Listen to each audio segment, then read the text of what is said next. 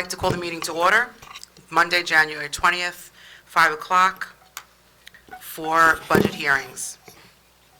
Roll call, please. I'll read the opening statement.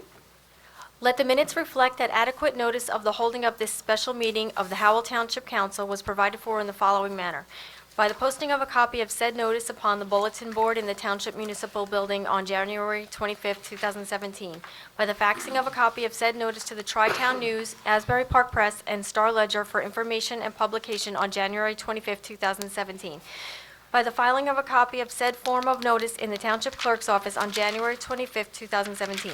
The public will be allowed to attend and will be allowed to participate pursuant to the Open Public Meetings Law. The public is reminded that civility and decorum will be maintained during the meeting. Any contracts awarded at this meeting or between now and the next meeting will be required to comply with the requirements of Public Law 1975, Chapter 127, NJAC 17:27. In accordance with the Fire Prevention Code, be advised that this facility is designed with emergency exits for your safety. The locations are as follows. Upon exiting the meeting room, they are to your left and to the right. Furthermore, smoking is not permitted in the municipal building. Please take note that this meeting is being videotaped for possible future broadcast on Howell Television. Also, no food or beverages is permitted in this room. Roll call, Mrs. O'Donnell. Here. Mrs. Smith. Present. Mr. Walsh. Here. Mr. Nicastro. Here. Mayor Berger. Here. Can we stand to say the Pledge of Allegiance? Allegiance to the flag of the United States of America and to the republic for which it stands, one nation, under God, indivisible, with liberty and justice for all.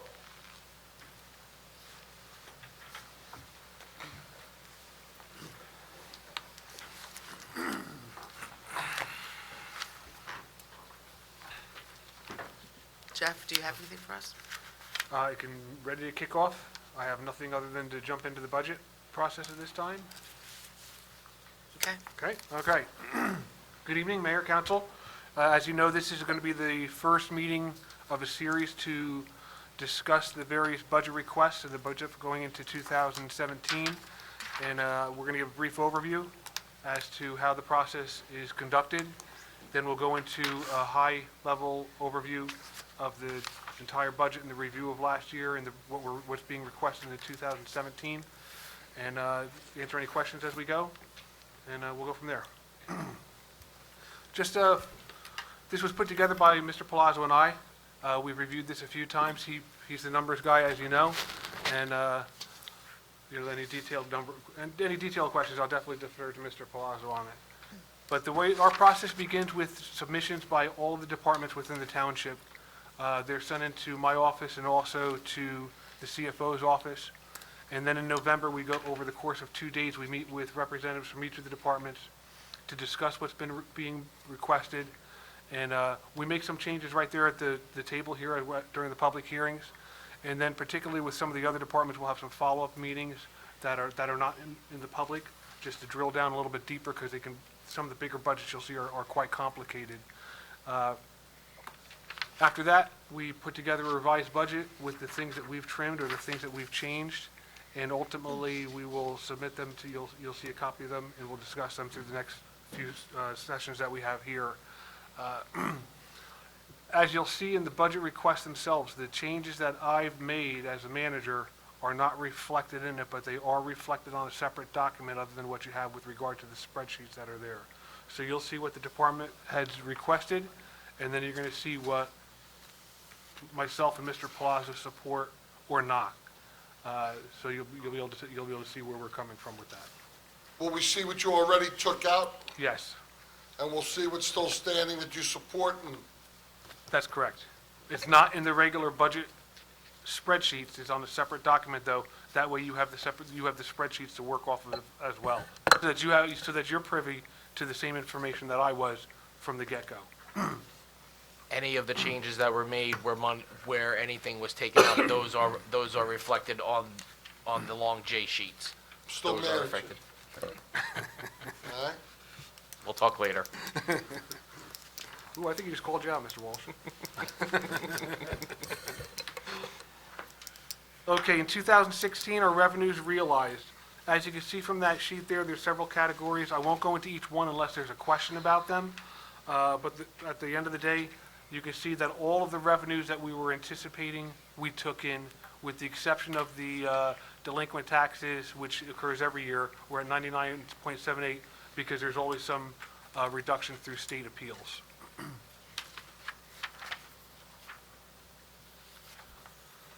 You can see the current surplus of 2016. The opened in January 1st of 2016, we had $5.1 million in surplus. We used $3.3 million of that in our 2016 budget.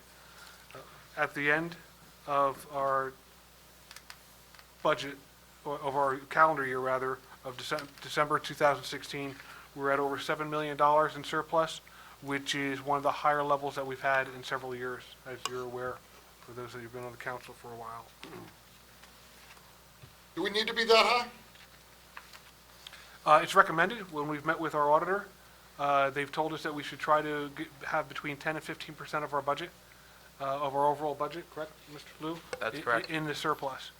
So, yeah, we do have a target number where we like to be at. So this is over 10%, correct? It's definitely between 10 and 15%, and Moody's rating agency does value a healthy surplus reserve. Which they actually mentioned in our last upgrade document that was forwarded to the governing body. They actually made mention of that specifically.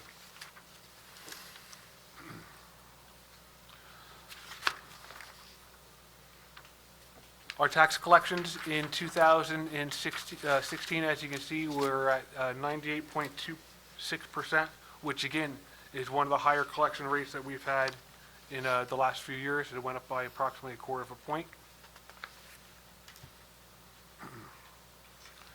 The ratables, they also increased by 4.58%, which resulted in an increase of $291 million. For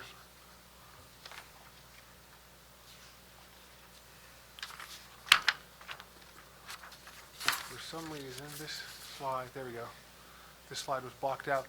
If you take a look at the apportionment of our tax rate, this I always find to be a very interesting document because, as you can see, the governing body and our officers here and the staff, we actually have control of approximately a little over 16% of the entire municipal budget, which is something that a lot of people don't know, but they need to know. But that's pretty interesting. As much as we tighten it up, as you know we do, every year we try to keep very tight and keep it as realistic as we possibly can. At the end of the day, we really still only have, control of a small percentage of it overall. Almost 84% of it is controlled by entities other than us, those of us that are in the room here. And now we're going to go into our budget for 2017. The preparation and presentation of the annual operating budget is one of the single most important responsibilities of the Township Council, the Township Manager, and the Chief Financial Officer. Tonight's budget presentation is for the municipal portion only. However, where appropriate and necessary, estimates of the other budgets are included for comparison purposes.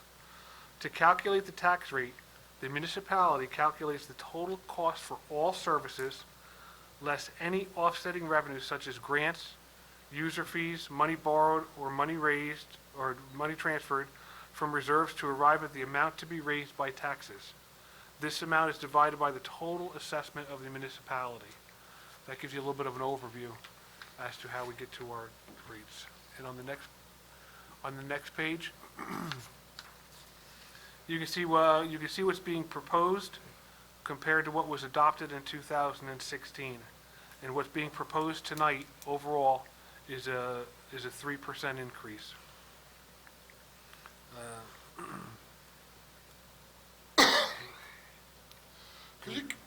Could you give me a short version now? I know we're going to go in depth.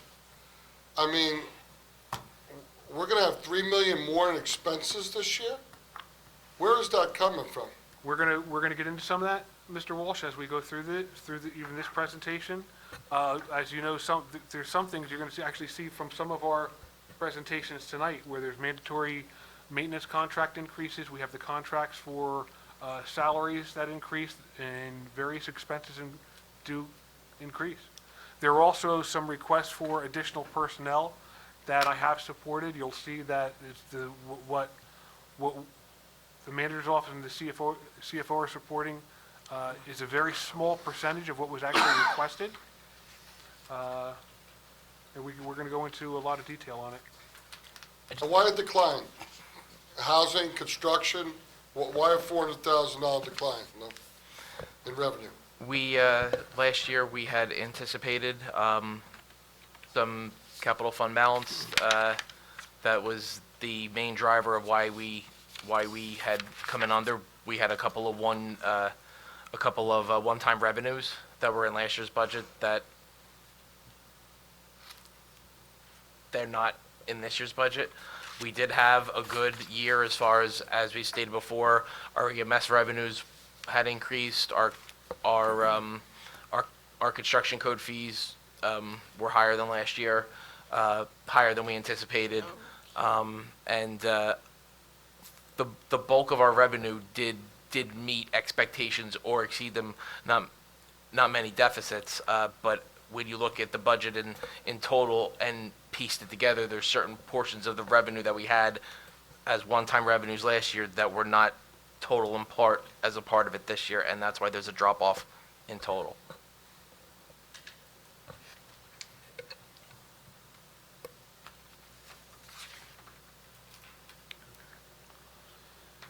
You can see the breakdown of the appropriations here between salary and wages and O&E.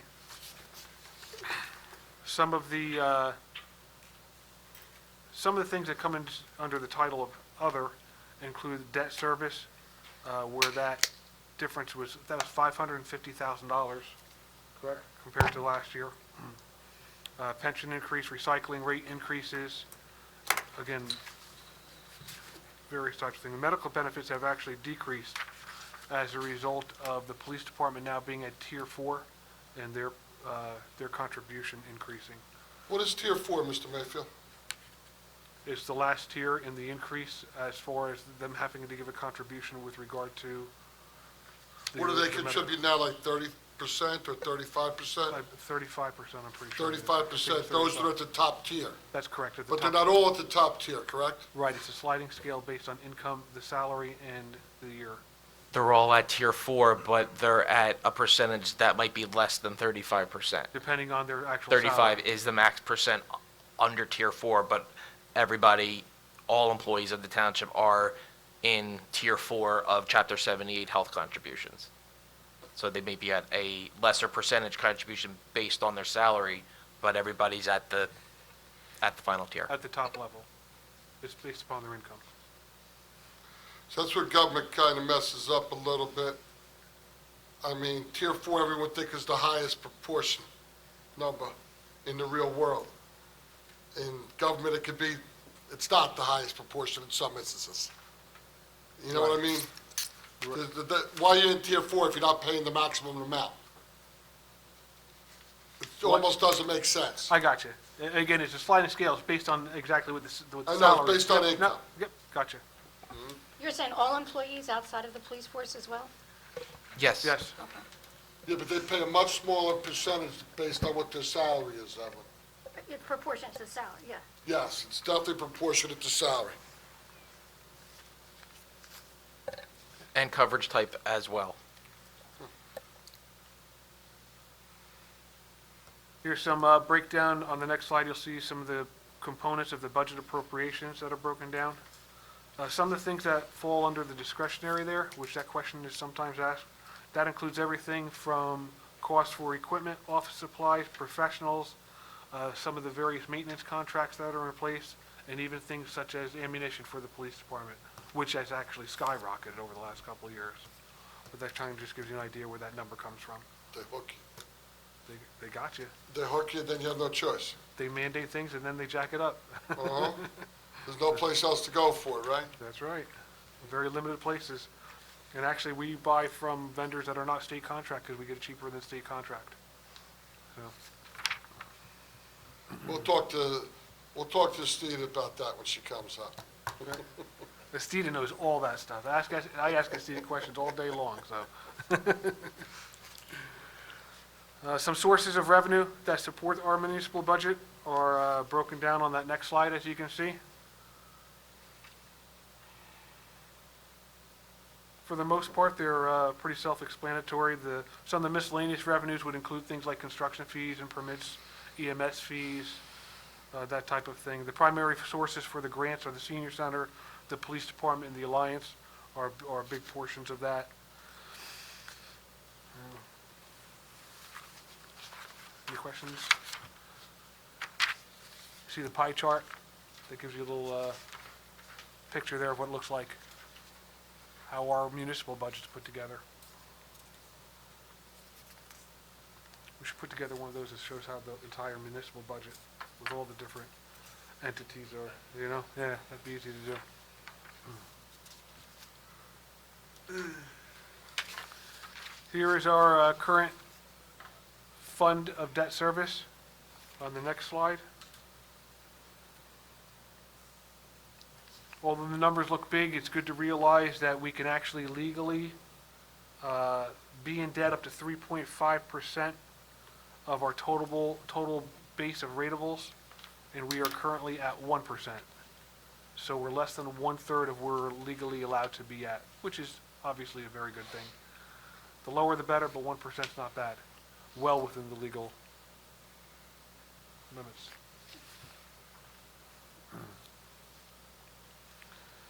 Here's the breakdown on the appropriation cap.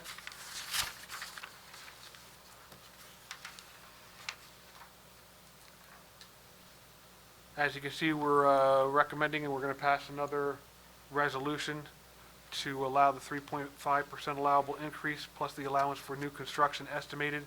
That doesn't mean that we're going to use that, but that allows us to put it in the bank that we could hold on to for the next couple of years in case some type of cost skyrockets that's not anticipated. And after 2 years, that goes off the books. It's not actually money that we're spending unless we have to do that. But you have to do that through resolution in order to put it in your cap bank.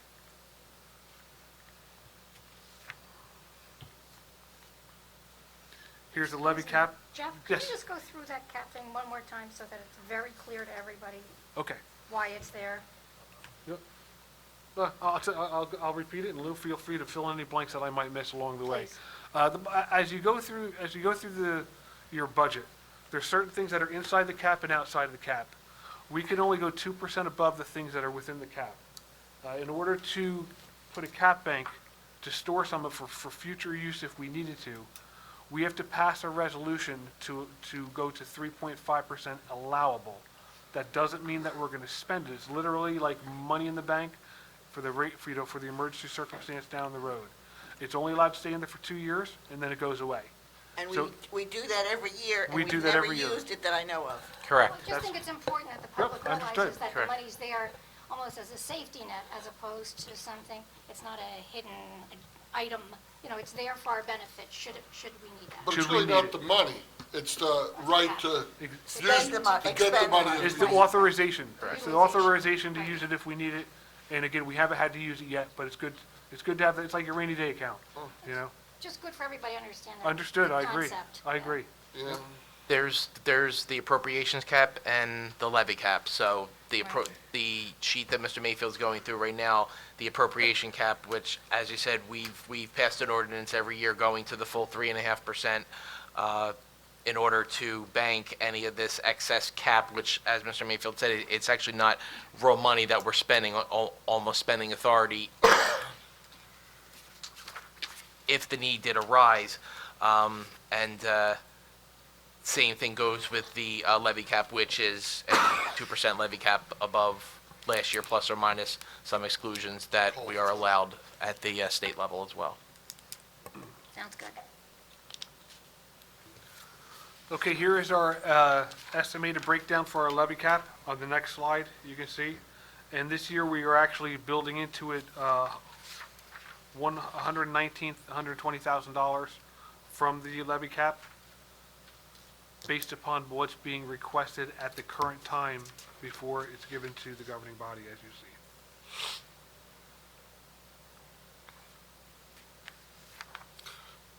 Lou, I'd like to, I don't need it tonight, but I'd like to know what our increase in ratables to the town were dollar-wise. If I read this correctly, you're looking for us to, or with recommendation at the moment, for municipal purposes, we're going to use $25,409,000, and this year we're going to use $27,325,000. I want to know how much of that is being absorbed by new ratables on the books. Yeah, And you don't have to give it to me tonight. it's right here on the sheet. The $237,854 is the allowance that we're allowed to take for the new construction. Our assessor's office submits a form to the county based on the dollar value of the ratables that were new construction, and we are allowed to take the value times the municipal tax rate and add that on to our levy cap, and that amount is the $237,854. So this is extra money we will be getting in from new construction this year in taxable money. I do understand what you're asking. I will check with the tax assessor's office for that. Yes, but Please, yeah, yes, just, I don't need it absolutely, tonight. I just want to have a better feel for it later on. absolutely. I think the number is approximately $1.5 million. Okay, but, just have it for me, one of these budget, when we sit down and we talk about where we're going at the end, I'm gonna want to know that figure, okay? That's all, I don't need it tonight. Absolutely. I think it's going to be right in there, though. Greg Hutchinson and I spoke about that already. Okay,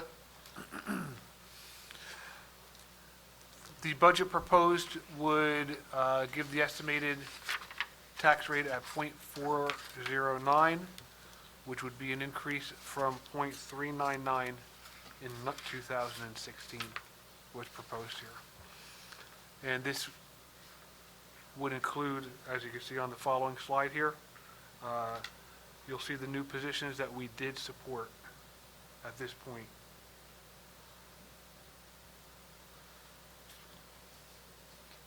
so again, for the median income home, 315,000, you're expecting with what you've given us, a $36 increase That's correct. in the municipal portion of their taxes this year, That's correct. okay? But by chance, I know we've discussed this before, we've had some pretty heated conversations about this one. The Deputy Director of Community Development, we talked about that would bring us in extra revenue. So is the extra revenue from this position that you are endorsing or agreeing to, did you put in extra revenue from that source, or do you just have the cost factor of this position? At this point, we just have the cost factor. Okay. Ask the head of community development when he comes in for his budget meeting to try to have some numbers available so at least we can toss around some different scenarios. I will definitely let him know that, but I'm really confident that he's planning to do that anyway. Well, I think he I doesn't understand. have to go real in-depth. I I'd just understand. like to have, because there's no direct science to it, but we spoke about how much it would cost for that position, and if there's no revenue, it makes a big difference on whether or not I would personally agree to that position. Understood. I'd like to know what it is about, okay? I understand, and we will make sure that some of those information is available, Mr. Walsh.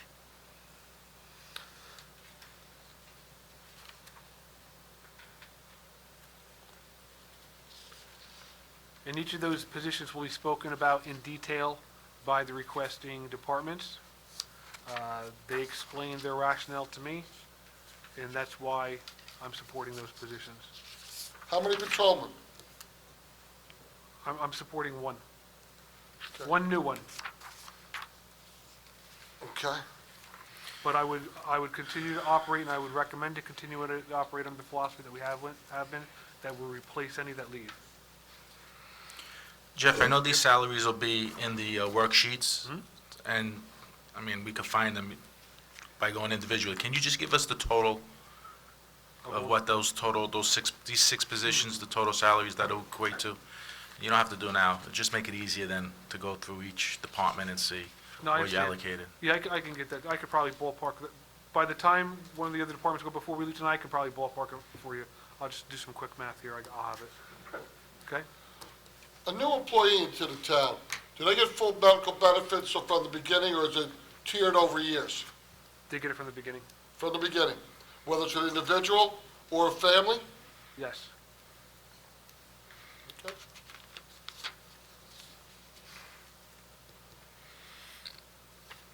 Okay? Okay, I'm going to go into the sewer utility budget. As you can see on the slides there. The total revenue realized this year was actually 108% of what was anticipated. That's always a good thing, as a result of connection fees,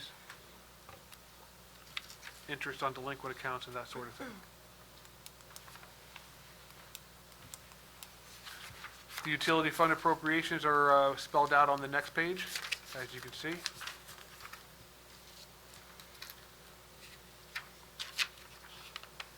We spoke in depth about all the designs for the Freewood Acres project, and we paid for that last year out of sewer utility. Did we Yes, sir. pay for all of that last year out of sewer utility? Yes, sir. So we will not have that expense this year? The way it has been explained by our engineer, the design work for the project has been completed, so the cost for the design will be finished and will be completed. The construction management portion of the actual job will be factored into the cost of the job. So yes, the design work paid out of the sewer utility and will be completed. Absolutely. Does that mean this is the last year we see this cost?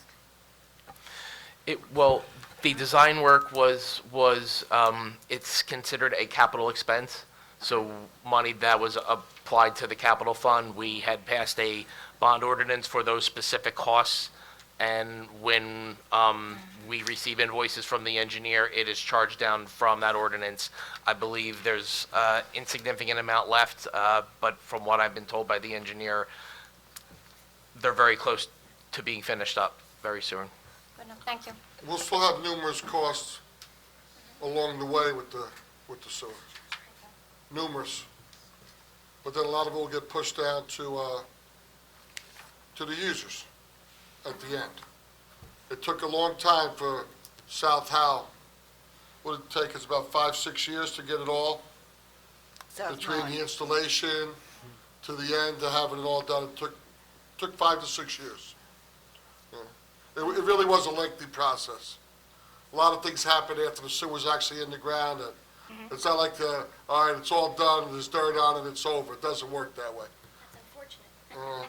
Doesn't work that way. I think part of the issue with the Route 9 South sewer, I mean, we will have a portion of it with the Freewood Acres portion.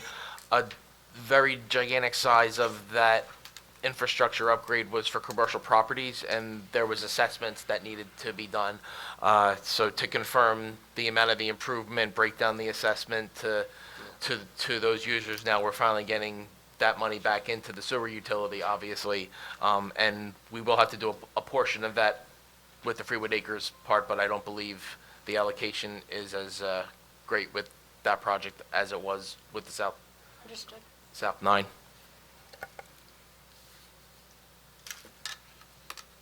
You can see the sewer utility debt service on the next slide there.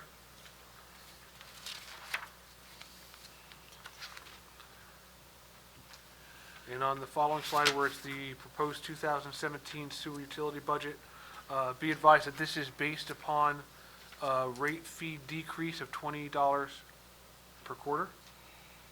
For 3 quarters. Correct. So right now, to the sewer users in Howell Township, you have proposed a $36 increase for the medium home, and we have a $60 decrease to the sewer users, correct? That's correct. So net at the end of the day, it's going to be a $24 decrease just on what we have now. That's correct.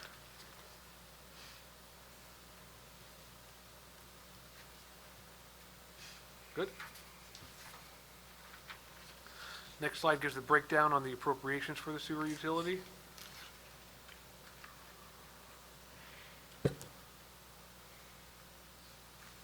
Some of those increases are a result of additional staff that was added partway through the year. That was approved through last year's budget cycle, if you recall. that came out of this budget alone. And last year, we only had half of it in the budget? That's correct. And we- Correct? Yep, and that's correct. And those personnel were sorely needed when we saw that breakdown of the increase of the workload over the last 15 years and the reduction of staff over the last 15 years. They were must. They were staff that we needed to add.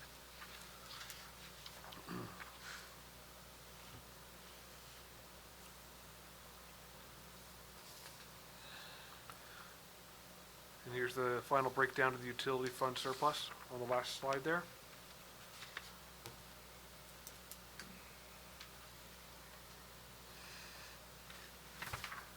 As you can see, we're proposing to utilize $970,000. We'll still have a surplus balance of approximately $1.9 million, Roughly. roughly, so just under $2 million.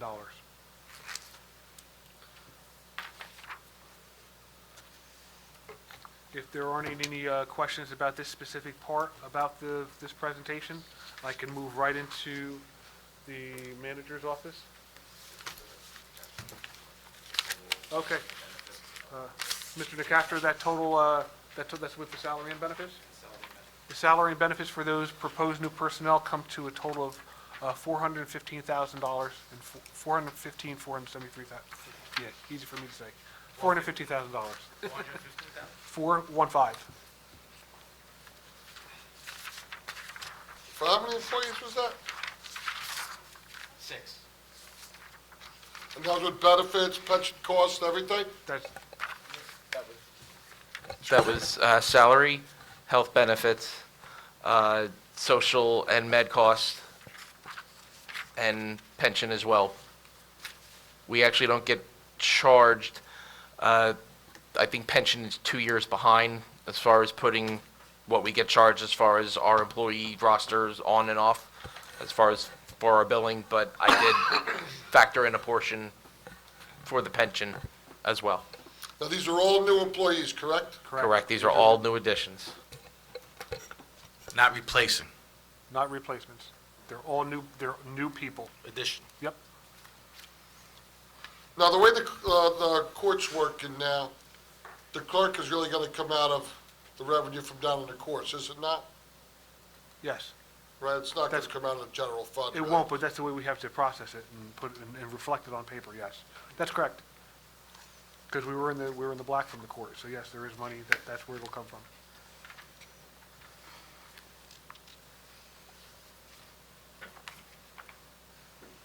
How much does the police officer cost us for the new one? Just asking. You About don't- 90, 95,000, I think I saw something. I don't think it's that high. I mean, salary being almost 47, the starting salary being almost 47,000. If it's, It'd be about 80. I would say about 80,000 with, if, like, say, for example, if the family coverage is at least, for 1 year, is about $30,000. So if the new person coming on was to elect to take family coverage, that person's cost would be 30,000 minus what he's contributing in, okay, so maybe about 25,000. If he took single coverage, it could be around 10 to 12. So I would say anywhere between 75 and 85,000 It'll be total, 95 total fast cost. enough. What? It'll get to be 95 quickly enough.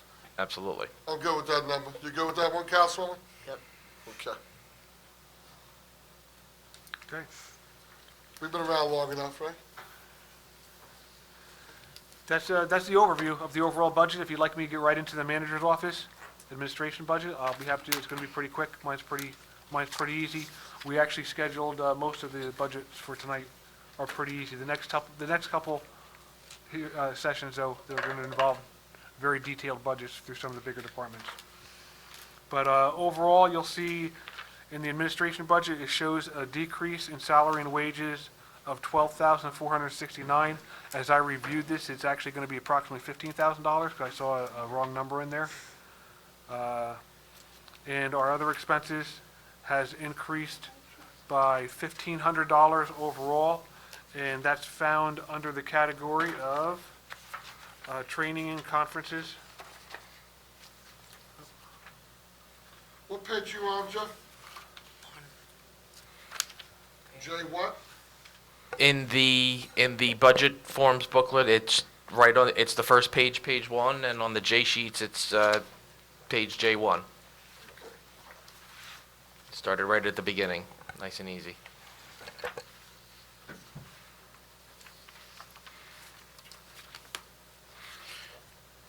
Jeff, how did you arrive to the 15,000 deduction? I see in payroll, there's a little less in payroll, right? Because That's what- one person left. One person left, person and comes actually, in less. the number for mine is wrong. That's approximately $2,500 more than it actually is, what's listed under the 2017 salary. That's not an accurate number. I picked I'm that. sorry, I didn't hear you. My actual salary is actually about $2,500 less than that, what's shown there. And then the other comes from what I said, Kristen and Janine, right? That's correct, from our prior payroll administrator leaving Right, and hiring a new one, and then both that salary was lower than what it had been, right. and then the replacement for the administrative assistant was much lower than what it had been. So even with some of the increases across the board through the regular process of the 2% increases that are given to the non-union employees, we still have a decrease over the course of the year. Oh, I see. Do we have any contracts up? You follow Kristen me? was, What contracts do we have up? Do we have to redo, other than yours? This department. PBA in this department? None right now. The PBA and the SOA, township-wide speaking, Mr. Walsh, PBA and the SOA expired in December. The TW and the Teamsters are up at the end of this year. And as you know, we just created a new contract for our Director of Law, just last month. Did we finish that? Okay.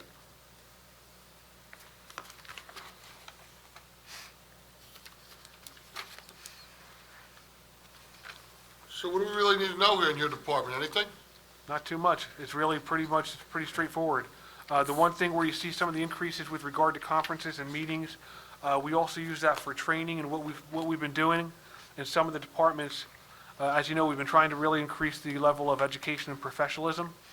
So rather than painting any one department, to pigeonhole some of the funding for training, we're putting it under the manager's office, and then we're paying for training for employees in other departments. I'll give you an example. Right now, we have 3 people from the Department of Public Works going through the Certified Public Works Manager course. So that's coming from there. That's just one example. But we're doing that in several departments across the town. but what was the thought process of putting it under your budget versus the department's budget? It's a little more flexible. And again, what would happen sometimes is some of the departments would put training money into their budgets and then they wouldn't use it. So some of them would, mind you, and some of the departments still have their own individual training budgets. But it's easier in some ways just to facilitate if it comes out of the manager's budget. More where we're gonna be control able- of it. More control, it's just a little more flexible for use Right. wherever the more appropriate need comes in, where the request comes from a particular department, we can choose to support it or not through the manager's budget if that department doesn't have enough funding to do that. I'd rather have the manager having control of what's happening with that money anyway. Well, again, you'll see there's still there's still training money in some of the other departments though, but we haven't put it all under the manager's office. Why 10,000 added with postage in this day and age? Am I missing something there? I see 65,000 with 10,000 added or transferred. Why? Why was there another 10,000? We were told that's the cost of doing business. Yeah, I mean, just about it. I mean, I know there was a rate hike, but I mean, that's with, I'd say That's the I mean, estimated cost. we just misbudgeted. I mean, whether we sent out more mailers or something, if more, postage went out, I honestly couldn't tell you. I just know that I had to cover it because we were running over. We spent about a little under $75,000 last year. You have it neutral. It's not an increase. Well, I see 10,000 here last year, above the 65. We- So the actual final was 75,000. Correct. When 65,000 was approved. But this year, you're only asking for 65. Correct. And if we run over again, I will be able to handle that through transfers. Okay. Look, I just thought this day and age with emails and stuff like You still that. have to send tax bills and all, there's certain things that have to go through the Yeah. mail. Unfortunately, a lot of our mailings, tax sewer bill wise, delinquent notices. But this Assessment 65 cards. doesn't cover all the postage. There's other departments that have postage in their budgets, correct? No, This 65 is clerk, everyone? Stita, correct me if I'm wrong, it's, Only the sewer has their own budget Right. for postage. correct. Only so. But Years the ago, one, it was all put together. correct, but the one that's in the general budget covers Everything. covers everybody. And that includes things like Federal Express and UPS, if we have to send Stop. something back, Bang it you know, down. to, Bang. for something repaired, that comes under that as well. Bang that gavel. I have a question. In terms of postage, do we enjoy the same luxury as the private citizen in that there's like the forever stamp? So when we have mass mailings, are we still enjoying like a certain amount of savings as a private citizen would in terms of? We do, I know when we send out tax bills, Right. I believe we do pay a bulk rate price. Right. So we don't pay the actual, And is that frozen as the forever stamp? I mean, is that the same premise? Or we don't enjoy that luxury? I mean, I believe we get, because we're a municipality, I believe it's a little bit of a discounted rate. Sorting mechanism where I think we get a reduced rate for when we send out the tax Slam on bills that. and the, So You get know, up and and the speak sewer into the bills. microphone. Okay. I If you think the- notice yeah. on your, say for instance, your tax bill, if you notice when it comes, it's a stamp with the amount of money on it, which is less than the 40 whatever cents Right. it is now. Yeah, or- I know So bulk it's- is cheaper. I just, Mine says I get a discount, that's what's stamped on mine. you're not even charged taxes, but Well, you're you've always special. been special. Well, thank you, Evelyn. Thank you. All right, thank you. That's it for mine, unless there's any more questions. It's pretty self-apparent. Yeah, mine's pretty Yeah, simple. what are you gonna ask? You never know, Mr. Walsh. Yeah, Especially with I you saw over a there. 10,000 increase in postage, I figured I'd ask, Well, that's been done. you know? That's all. On to the next. Okay, I think we'll go to purchasing next, utilizing the premise of ladies first, men, gentlemen, I'm sure you don't mind. Tom, you want to speak into the microphone, because not in case it does get picked up. The request from the council is to please talk into the microphone when answering some of the questions, so it gets picked up. we have them on. Yes, thank you. That's it, bang 'em. Boom. Get him with an overhead right. Boom. Well, good evening. I'm Estita Bushkin, your purchasing officer and qualified purchasing agent. Welcome to our new members on the governing body. And how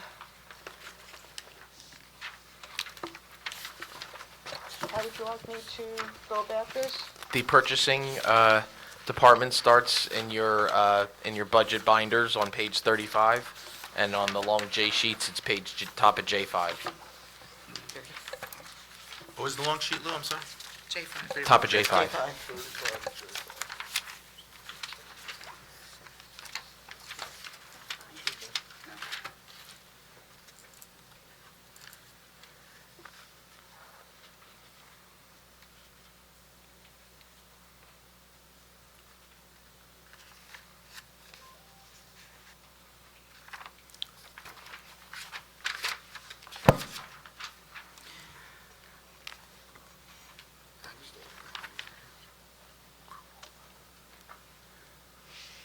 What would you like Maybe, me to Stevie, ask you can you? just go over the basics, any increases, that type of a thing? Yours is, you'll find that purchasing is pretty easy also. Yeah. As far as the salaries, whatever, those went up, contractually. And the other expenses, which is our regular operating expenses, remains the same, has for a number of years. There may be some variation in the training and education, as was mentioned before. There are some years that we need to spend more, depending upon what qualifications or what certificates are needed to be renewed.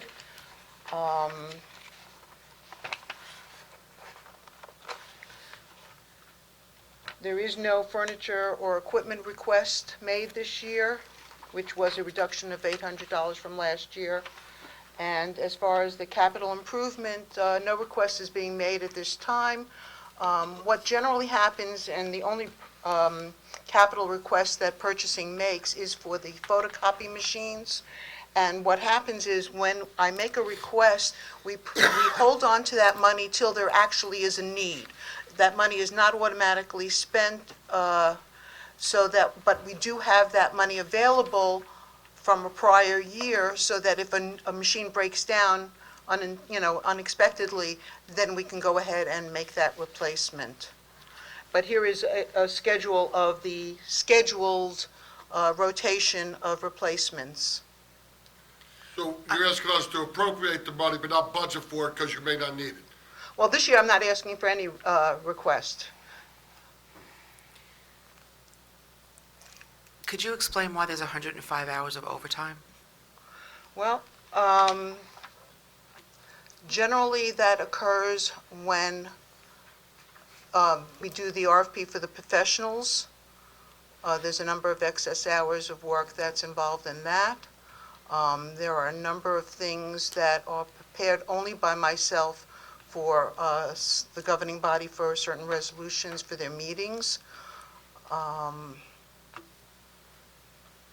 That's pretty much where it's been over the past number of years, if I'm correct. Yes, correct.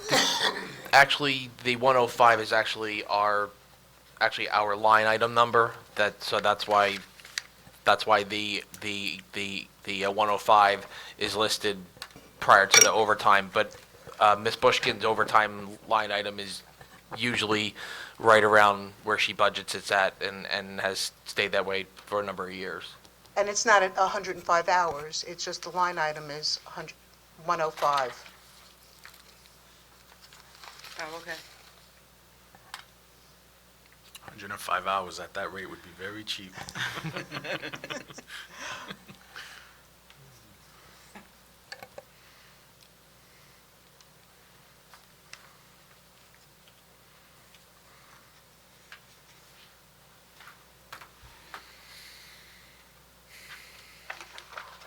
I'd like to read to you my budget message, which is very brief if you have a moment. I just want to, because we have some new members on the governing body, I thought maybe this would be of interest to them, that purchasing explores all opportunities to obtain goods and services from the lowest responsible sources. The use of New Jersey State and various county cooperative purchasing contracts continue as a use of shared services is encouraged and supported. Local contracting units are now allowed to utilize national cooperative contracts and as a method of procurement. This only became instituted in 2012, so this is a fairly new procedure. The use of these contracts are allowed us to purchase various goods and services in excess of our bid threshold, which is currently $40,000, without the time and expense of going out to bid ourselves. This is done if the pricing serves us best.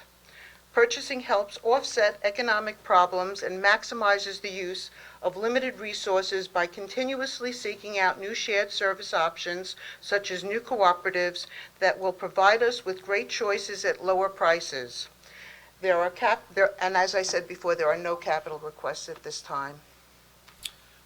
Stita, just for conversation, you're one of the leading purchasing agents in the state, so Thank kudos you. to you. There's a lot of talk about co-ops with, like, the county purchasing, and I know we do some co-op with certain towns, right? I mean, with certain other entities and stuff like that. We currently have cooperative relationships, not only with the state of New Jersey, where we can piggyback off of any of the contracts that they've gone out to bid already on. We also do Monmouth County cooperatives for a number of different commodities that we purchase. We also belong to the Howell Township Cooperative, which seems to have been beneficial for us for fuel and some other, I think the magnesium chloride that we use for snow removal. We also belong to the Educational Services Commission of New Jersey, which is an educational cooperative that most of the schools and Board of Eds belong to, and they have a significant buying power, and we do very well with some of the contracts that they have available. We have utilized a number of national co-ops when it served us well, including the Houston-Galveston Area Council for some ambulances. We've also just recently started using PEPM, which is also an Educational Services Commission, for computer equipment. And because of their buying power, we get phenomenal pricing through them. So, as I said, there are a number of different cooperatives that we do partake in, and the only one that we pay any kind of membership to is the Stafford Township Co-op, which we pay $500 a year. That's the only one. And what you buy from them, you feel it's worth it to be a member, correct? Yeah, mm-hmm. Yeah, we reviewed that a few years back, I remember, and, Yeah, we've been using them for a long, long time. Mhm. well, Very impressive. well, Yeah. I've been familiar with Estita since she came. Denny Nagel left and she came. And when Denny left, I was very apprehensive nobody was going to do as well. Well, if anything, Estita has done better. Thank you for your dedication, your hard work. You're responsible for us saving the taxpayers a lot of dollars, and Thank we you very appreciate much. it, don't we, everybody? Absolutely. Thank you. Most of the time. It's an impressive Well, list. I never said that the way that we have to do things in order to comply with the law is the cheapest way to do it. Right. We've We had all those know that. conversations. We know that. Yeah, you and I have had those conversations You before. know? I mean, but you have to comply with the laws and the rules. And It's to protect everyone, especially those on the governing body. no, not everybody who gets into those co-ops is actually the best price at something. They may be the person you got to buy it from in that co-op because somebody wanted them in that co-op. Who's kidding who? Well, no, the co-ops that we belong to have to comply with certain laws, otherwise we do not utilize them, okay? They have to publicly bid them and comply with all the same laws that we would if we were bidding it ourselves. So I have to investigate and do my vetting for each of these co-ops that we join in order to make sure that they're in compliance with all the rules and regs. Well, you do a good job. You've Yes, you explored do. different ways for a long time to save us money.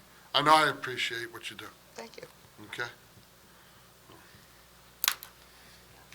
Any other questions?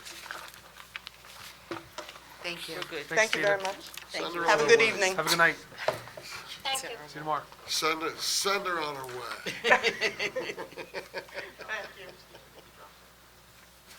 She really is great. He loaded you up with the easy ones at first. There's nothing to them.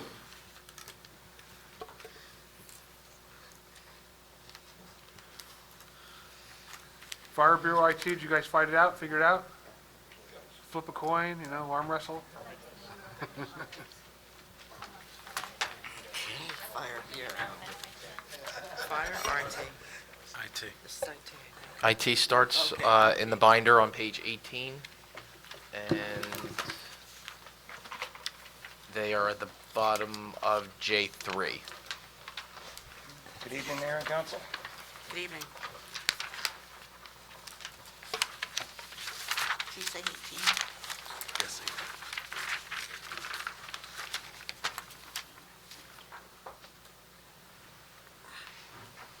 Please.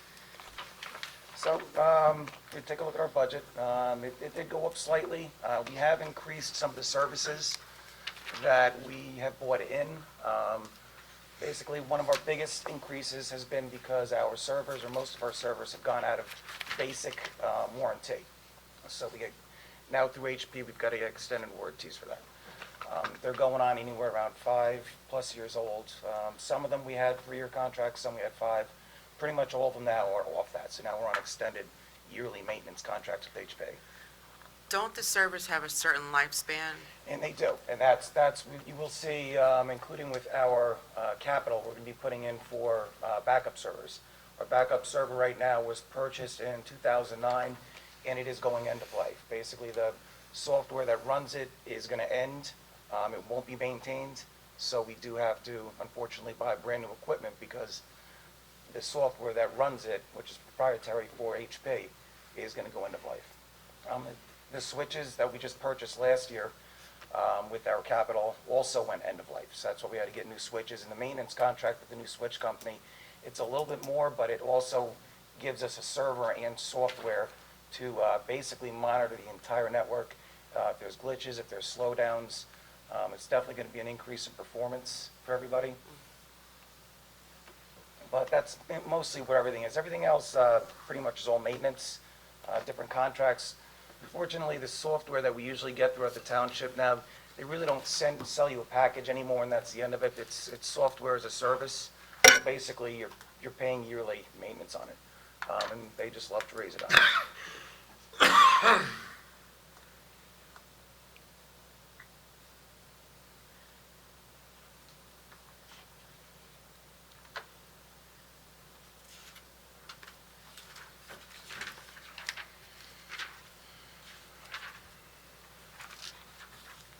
When do you anticipate buying the new servers? When we get the capital, probably sometime in November is when we'll be doing those purchases. Like I said, the servers that we have right now are going to go end of life in the beginning of 2018. So it gives us just enough time to get them in place. The system that we're going to be buying is going to be fully redundant. Basically, it's going to have a server on premises. There's going to be a server over at Public Works also. When a backup happens, it gets replicated to the one over at Public Works.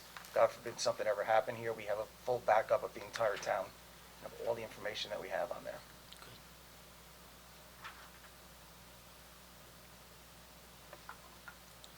Would love to comment, but don't know the first thing about computers. Yeah, me too. It's not very interesting, I'll tell you. Sounds good to Yes, it me. is, yes, it is.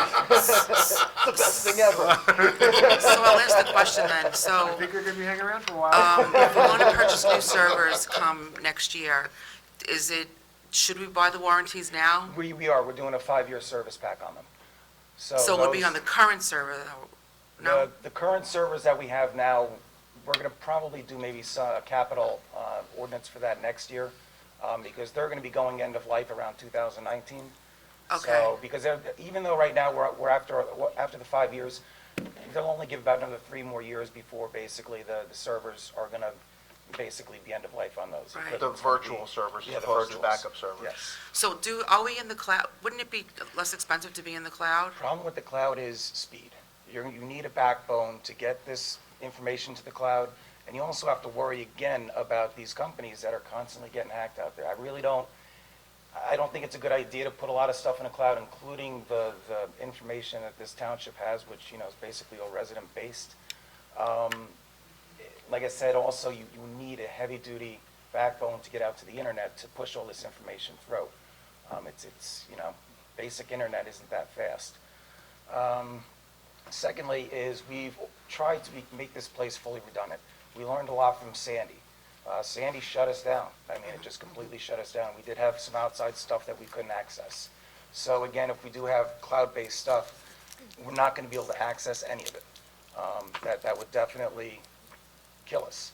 Right now, the way we've done the department is basically everything's redundant. We do have a basic satellite system, so we could get internet into here. It's not going to be extremely fast, but we'd be able to do that. We do have a redundant way to get our telephones out if basically the lines were completely cut.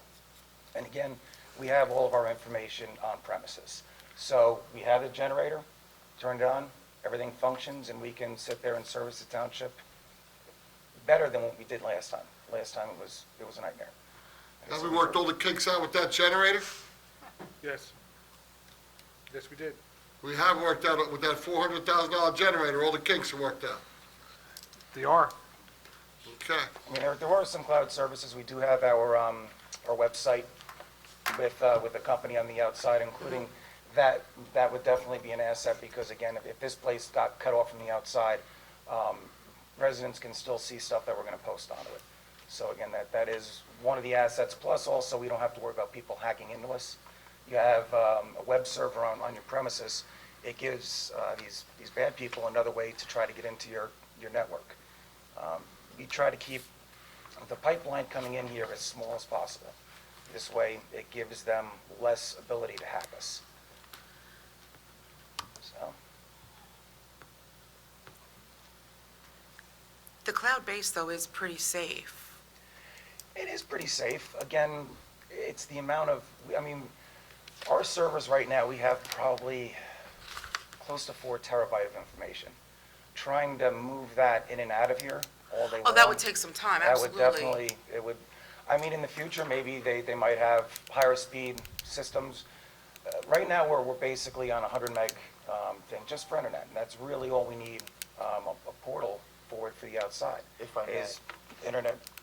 Yeah, in addition to that, a lot of the programs that we use here on site, from each user's desktop to the server is very data intensive.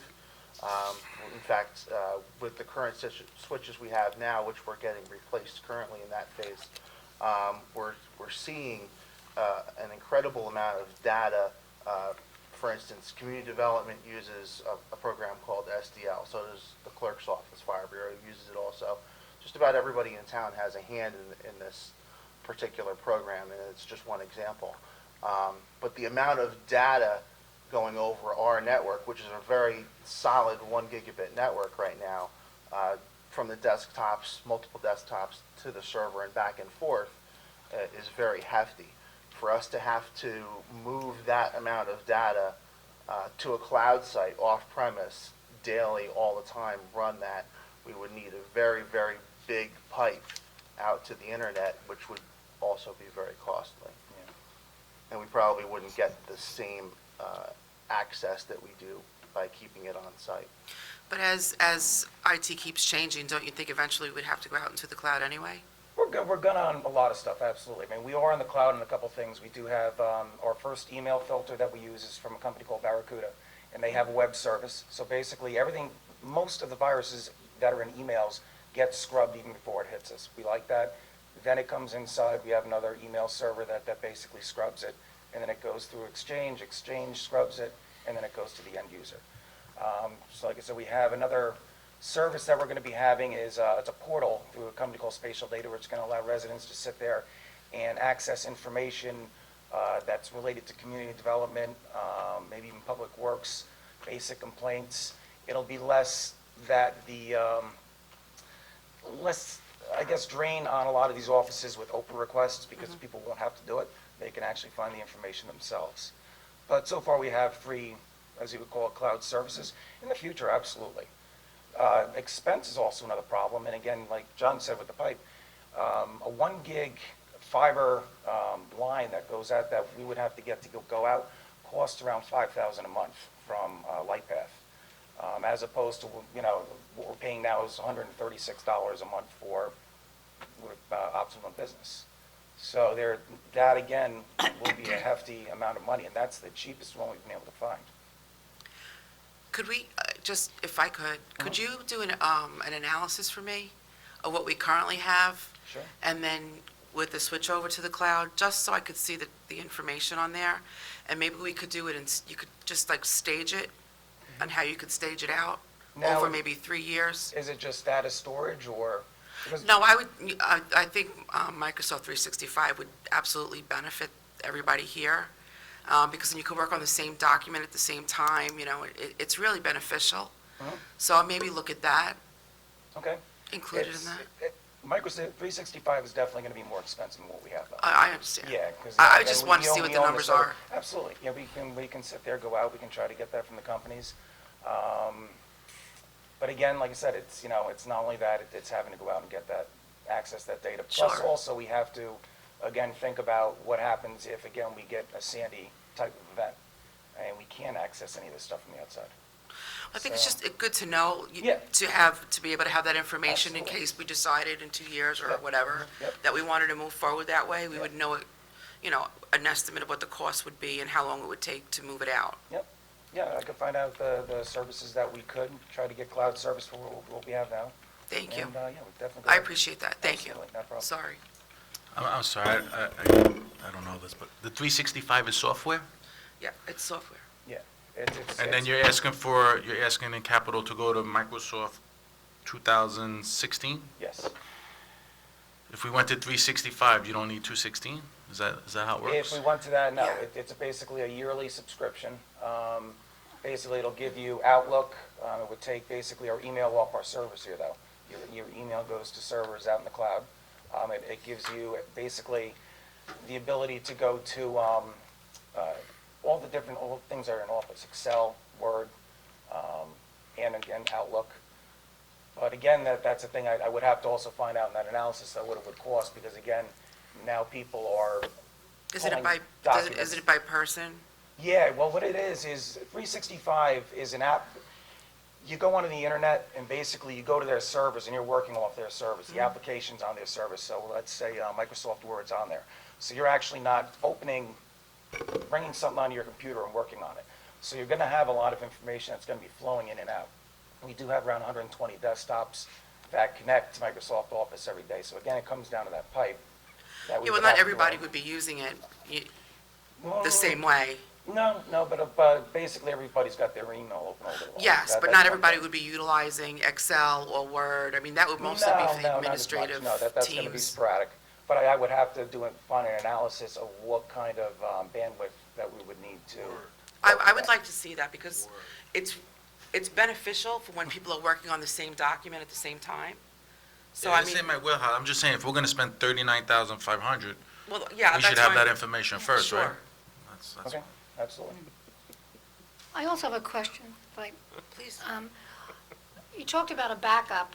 Obviously, there's backup. Yep. So the backup that we have now, after the Sandy lesson, Okay. we have a backup, and you feel that that backup is sufficient. Well, we actually have two. We do have You do have a two. secondary Okay. server off-site. It's not as robust as the one we have, but it basically makes a copy of our backups every night. So we actually have two venues of We have protection. two venues, and the actual storage servers that we have are replicated.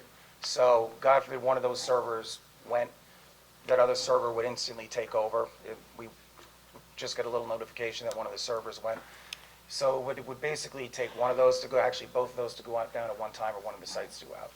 So, yeah, no, right now we are getting a replicated backup off-site. That's absolutely. Seems like a good accurate. idea, yeah, good. Okay. Would you be able to get that analysis for us before we, Yeah, I'll try finalize to the work on it budget? this week. They said I have jury duty, but I don't know if I have to go tomorrow. sure? So I'll work on it, yeah. If I'm here tomorrow, I'll start working on it tomorrow, I'll start getting the prices. You have a little bit of time, Yeah. Jeff, right? Yeah. Yes, Okay. we do. Thank Yeah, you. within the next I 2 weeks. appreciate At it. least That's a month. perfect, thank Okay. you. Yep.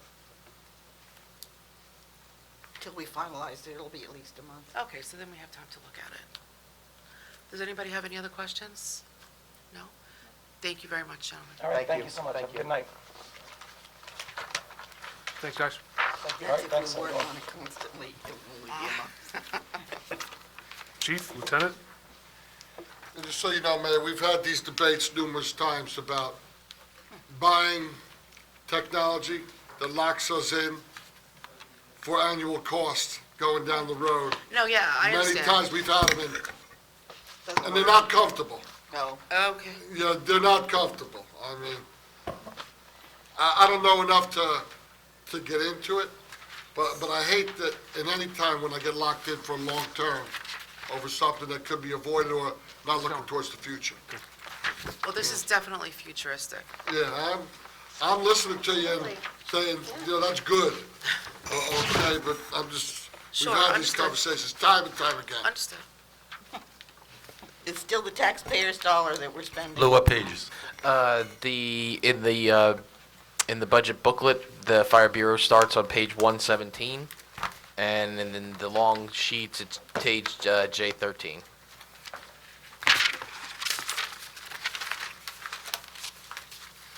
Is this where you asked for another body? This is one of them. Two, I believe. This is one of the ones that we support. It's one of the ones you don't support? We do, I just added a couple letters. I think the chief I might, put an NT after that do. What's the J? 13. 13, okay, thank you.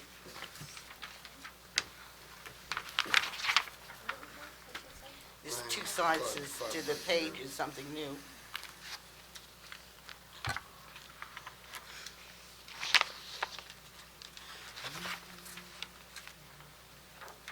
Gentlemen, you ready?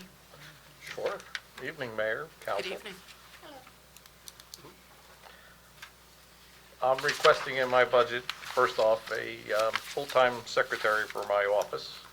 Currently, I'm working on a seasonal clerk. Obviously, is limited to 5 hours a day. I do have her working 5 days a week, but 5 hours a day. She has to take the break for 1 month off, and which creates a hardship in our office, because now I have to pull in a full-time inspector off the road, so it's not getting inspections done and so forth and so on. So we're asking for a full-time secretary, so someone's in there to be able to help the public when they're coming in and applying for their smoke detector inspections, and also take care of our needed paperwork in the office that we, certificates and so forth that we issue, Okay. our filing and so forth. So. Where is that clerk now, as far as in your budget, or is in the manager's budget? Where do you have it? It's listed under my part-time fees. So last time you had part-time personnel, you requested 37,000, you only used 32, correct? Correct, And this year you're asking for 39, correct. and that's on top of the new salaried person? Well, that would actually be reduced if you reapprove the full-time salary for, So the So I would 39 take- would go down to where, Chief? believe it's 27. So you'd go down to 27 from 39. Plus a full-time person. Well, the full-time person's already there too in the budget up top. Correct. I see full-time personnel went from 289, 525 to 345, 937. Is that contractual raises plus the new people, plus the new person? Yes. Currently, the way the 2017 budget is, all the contractual raises and the new person, And the new person. and still also showing that part-time position, so that would come out of there. Yep, So we knocked the 39 down to 27 is what you're saying? If we approved them, if and the I could be a little wrong in my numbers, it could go lower. Once I actually calculated it out, I didn't bring that with me tonight. Yeah, I Unfortunately. could play with numbers. I think it would reduce it by more than 12. Yeah, could, I mean, that's just, well, I don't know. what? Could, It's going to be 12. I think 12 is pretty close to it. yeah, I think that's what I had. So the other part-time personnel, where's another 29,000? Where's another 27,000 come in part-time personnel in the fire bureau? He's not a seasonal employee, so he works more hours. He's putting in almost 27, 28 hours a week, and he's paid obviously a little more than the Okay. seasonal employee is, double to be exact, so, All right, there's plenty of work down there in your absolutely. department, absolutely. Okay. So I can feel comfortable knocking it down approximately $12,000 if the person's hired, if full-time is hired. Probably should have prefaced this discussion about fees and income also, just so you're aware. The Fire Bureau did raise almost $200,000 in fees and reimbursements from the state of New Jersey in 2016. And we did raise our fees for 2017 to be in line with our neighboring towns, and that's going to probably bring us an additional $60,000 of income at the end of 2017. So I'm also aware of what's going on there and trying to raise the fees to be able to take care of those positions that we do need, so. Okay, that 60,000 you're talking about, is that in our budget already, in our revenue side, or no? It would be So unanticipated. the 60,000 that you think will have extra in fees in 2017, you don't have in the revenue side? Right, right.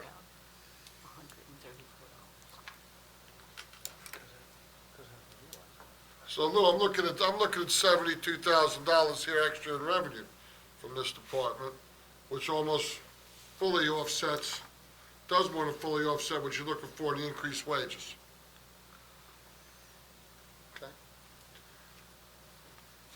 How would we do that, Lou? I mean, in all sincerity. I mean, I think that's an important component, that extra revenue is coming in that, you know, the same as we talked about with the Assistant Director of Community Development. I mean, this is another situation where it's really being taken care of. I think we should always address that, Mr. Mayfield, okay? Always, every department head. I agree with you. The reason why we don't put it down on documentation is because it's not a realized revenue yet. We can discuss it, I think we could talk about it and put it out there, but to put it down into the budget request, I think it's just a little bit premature because it hasn't been realized yet. Well, but I think it's a very important part of the equation, though, that we need to at least be told of so that we can internalize it. Because at the end of the day, we have to come up with a budget. We have to be able to tell the taxpayers, this is why we did what we did. Absolutely. Okay. Well, it would make it budget neutral in that point, so that's good to, In your situation, yeah, you're right. You should have prefaced it because it does. It helps Very me. positive. I mean, it helps me and say, I noticed right at the bat, well, what about the part-time budget? You were asking for more. Then you brought that up. But it helps me to lean. I know the manager, every manager I've ever had, always thought they cut the budget to exactly where it needed to be, no less, no more. We've had our discrepancies every time during budget meetings, you know what I mean, through the, over time. In department heads, I've watched them ask for things that, sometimes it is what it is. I mean, I always tell the deputy mayor, I had it easy. When I was mayor, there was no money. Hopefully No problem. Hopefully it was the worst recession any of us ever see when I was mayor. There was no money. So, I love when you ask me for things, because none of you can tell me where the money was coming from. So, it was an easy answer. I'm okay. I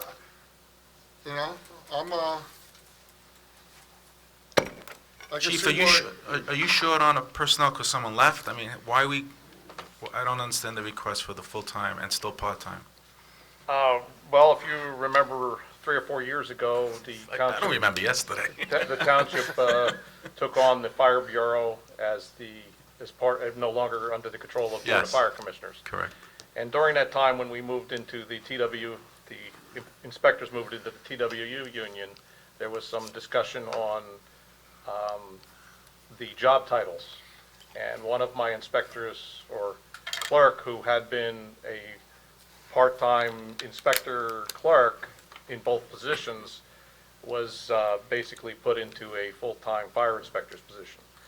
We did need to have that discussion anyway at some point in time because we were to the point where we needed a full-time inspector, but because of the movement into the TWU, he got placed in that position, which left me with nothing in the office. So at that point in time, we did get the seasonal clerk, and we've been running with a seasonal clerk for probably about, 3.5 years or so, I guess, approximately, and which has been a help, but again, we still have to pull somebody in off the road. They have to be there for their hour lunch. They have to, when they're off there the 1 month, we have to figure out who's going to be covering the office. And obviously, you can tell by changing that around, and when that person doesn't come back and you got to retrain somebody, you lose something in the transition. So there's definitely a problem. So why not having the full-time and eliminate the part-time seasonal? That's my intent. That's what we're gonna do. That's what our discussion was, that I'll be able to take approximately 12,000 out of that part-time budget, which would be the seasonal, that we would be I got you. just putting the full-time The person other on. part-timers are really an inspector Would be part-time. one inspector, yeah. It's not the clerical. One of the things that I've seen with the Fire Bureau is they've had no continuity down there because they have been seasonals, they're not full-time jobs. And the one thing that I've noticed is that Chief Lewis runs a very, very good selection process because other departments keep stealing his people. So there's good and there's bad with that. But the bad part is for the Fire Bureau, they don't have the continuity there. And they got to retrain and retrain and retrain over and over and over again. Why should I feel bad? He gives us his good assets. Why should I feel bad? Oh, I don't feel bad. Okay. I'm just trying to support a regular position for him. I'm over it. Don't get me wrong, I'm over it. And the rest of the town appreciates it, Chief. Yeah, I know, that's all I get. Well, thank you, and thank you, Chief. All right? How about that? could you explain why under the subscriptions and replacements, we went up $2,200? I can. In the past, apparently, subscriptions that we have to a couple of publications was probably improperly coded, and it was under the specialized expenses. So this year, I decided to move it to where it should be and put it under subscriptions, because really it's a subscription to the NFPA, the National Fire Protection Association's code books that we have to keep up to date. And it's about a $1,400 bill That's every right. year, and that's what that difference is. Okay. So there's a couple of things here that got moved around this year because they were probably improperly line item. And then the additional monies in that for such a large increase is also, we're anticipating in 2017, the new fire code being approved, and we'll have to buy all new code books for all the fire inspectors. So it's going to probably be another $1,000, if not more. Okay, So thank you. And who miscoded these, the former chief? I'm just looking, you don't have to answer. Defer to the lieutenant. Tell the lieutenant, chief. it's the way it had always been done. How's that? No, that's not Great answer. We hear that a little bit In the too. past. I don't think that sits with me well, but thank you. Thank you Sometimes again. it works. honestly. In the past, not anymore. Thank you. Sometimes it counts, sometimes it doesn't. Chief, can we go over your capital? Sure.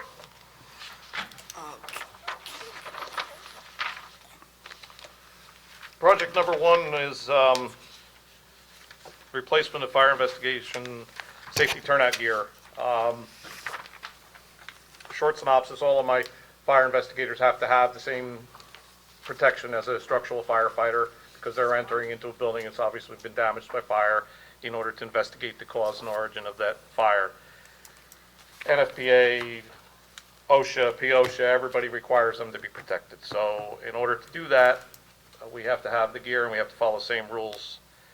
Most of my guys, well, 3 of my guys are new to our office within the past 5 years, and they've been dealing with gear that's okay, but since that time frame of them coming along, all the gear has expired its usefulness date by, according to the NFPA and those that recognize NFPA, 10 years, manufacturer even says 10 years, you throw it away, whether it's been used or not used, because it degrades. Like it or not, whether we believe it or not, if we have a problem, somebody gets injured, that's the first thing they're going to look at is your gear and say, there's nothing for you, you got hurt and you should have had new gear replaced.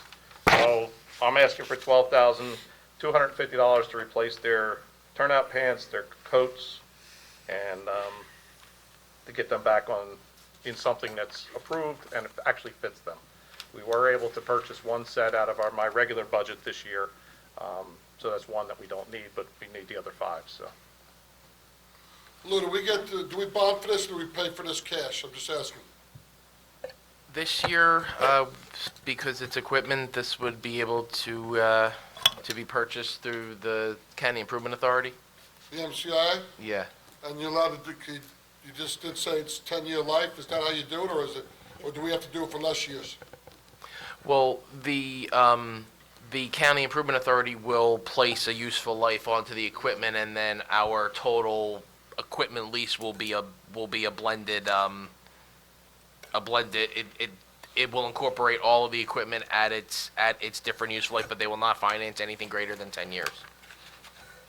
So, At the end of this 10 years, does this equipment have any value to anyone for any reason?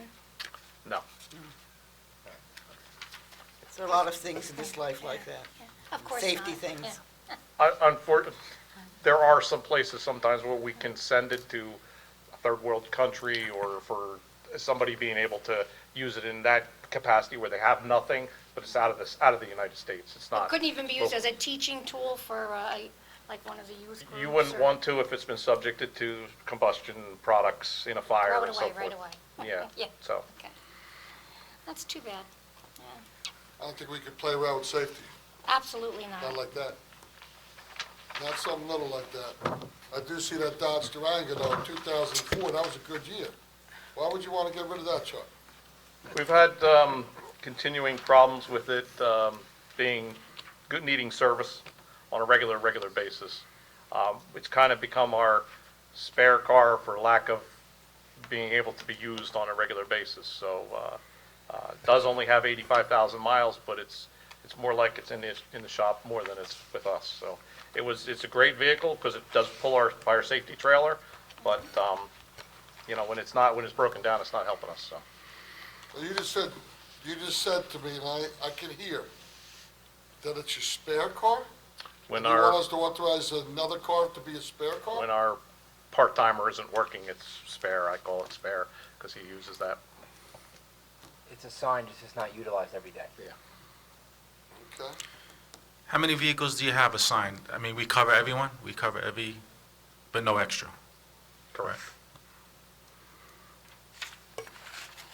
What was the answer to that question? How many vehicles? They all have Well, one, if they will have, if there's, 6, except the clerk. They're on the road a lot. These are all on there, I know. So about 6 vehicles? yes. Okay. and last year we bought a utility, right? A utility truck? We brought a pickup truck for our fire investigation. I had a Durango. I think they're great. Fine vehicle, only 85,000 miles. Yeah, but sometimes you can put hundreds of thousands of miles on a good vehicle, and it keeps going, and if it's not a good one, it doesn't even make 100,000. Yeah. So, yeah. The idea is to keep the good one when you get one. I'll have to bring up Don Smith during public comments. Talk to him about that Durango. What does he know about a Durango? He knows a lot about a lot of trucks and cars. I've listened to him for 12 years now. He does, but I don't know about a Durango. It's not spelled Ford. And then the next one is the firehouse, I see? The next one was the fire safety trailer,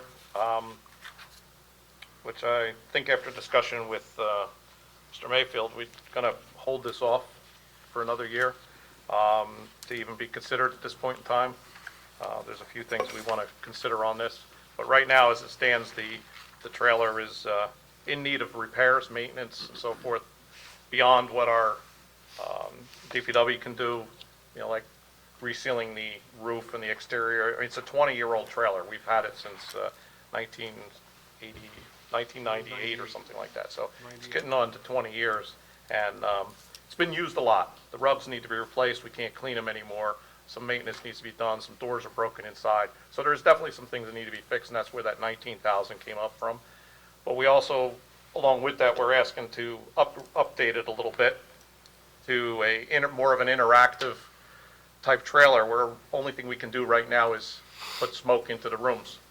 That's a great thing, or fog, I should say. It's not really smoke. It's a great thing to teach that tool of how to get out, stay low, and so on and so forth. But it's not people want interactive things today. They're always on their phones, they're always on their iPads and things like that. There's companies out there now that are making interactive But stoves. they can't count and they can't add. Right, exactly. Interactive stoves where it actually can show a fire and you can use a fire extinguisher on it and put it out. It's progressive. It actually uses the tools that are out there to teach you how to be fire safe. So that was just a suggestion that we had. But again, we're discussing some other options with this. We're trying to see what else we could do. So where do we stand now? So at this point, I'm asking to remove He's this holding from it the over. He budget said hold it request over. at this You're point. removing Yeah. the $43,000? Yes, then, correct. Completely? What would be the Correct. cost to purchase a new one? It's about $118,000 for a new one. That's why I'm recommending to hold off, because the request for the upgrades and the repairs is a third of the cost of the new one. I'd rather hold off a year and maybe look to get a new one right from the get-go that'll last another 20 years, hopefully. But we have to remember that we only have that MCIA money every other year, correct, Lou?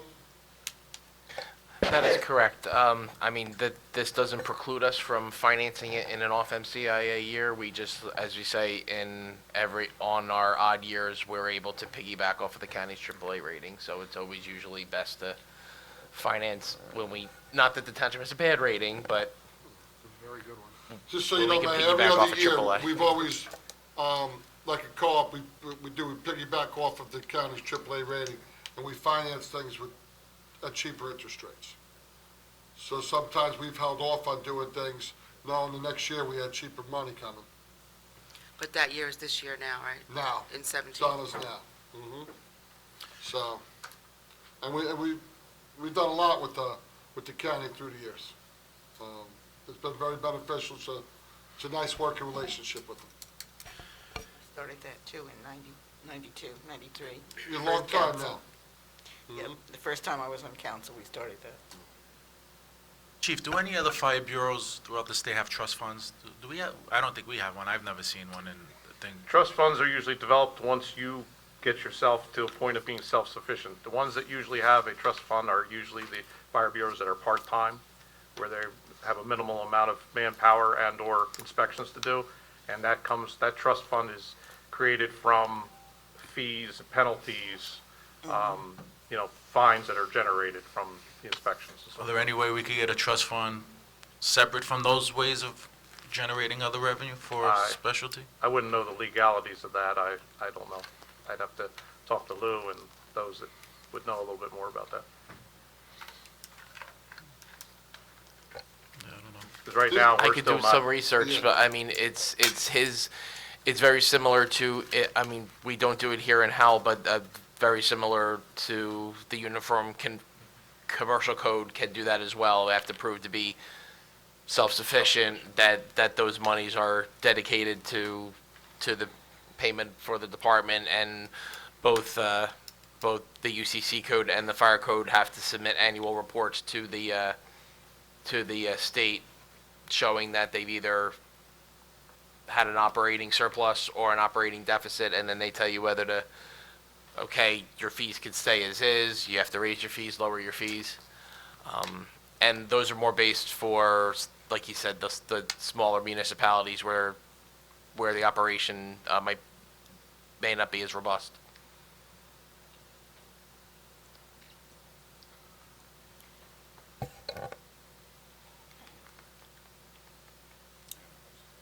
I'm sure that could be done if somebody decided to donate a whole bunch of money to the fire bureau. I don't think we see that happening every day, do we? No. I mean, it can be arranged. Do a GoFundMe.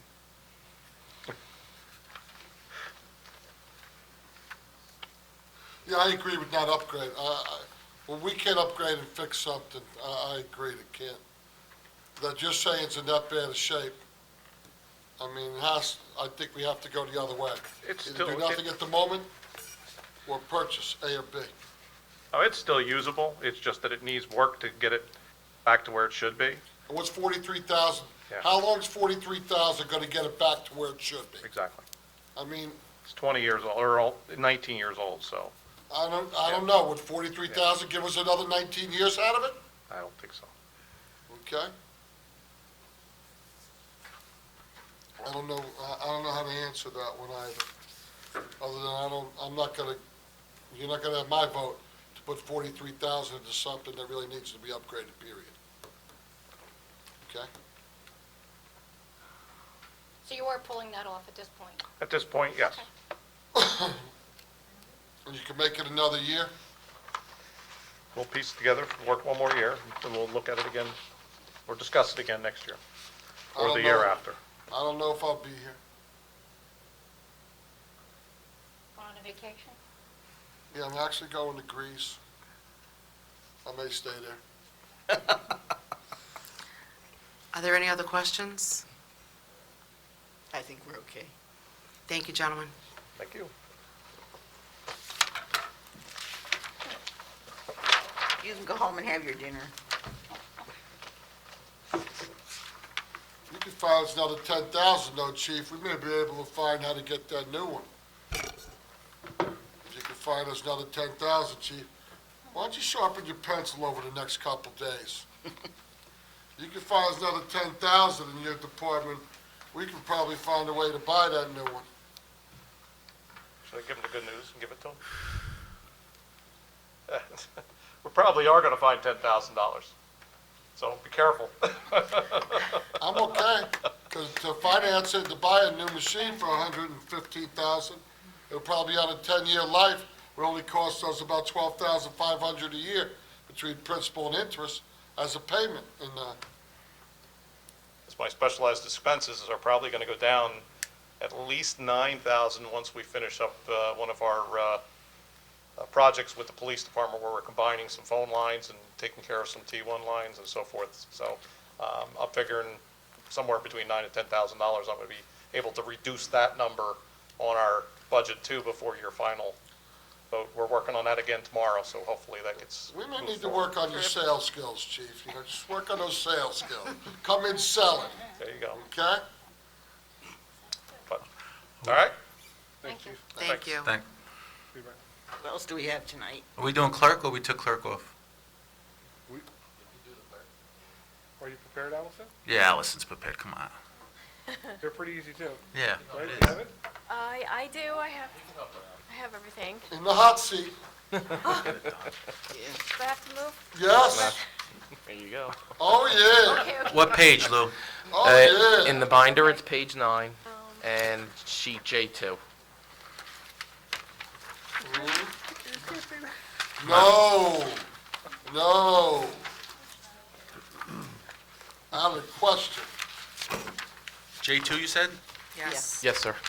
Why are you listening to me?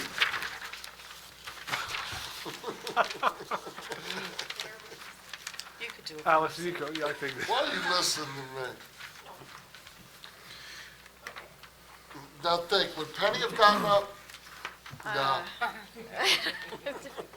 She would have told you she's tender, she's sitting there. Yeah. True. Please. Allison? Yes. I'm sorry. Good evening, Mayor and Council. Hi.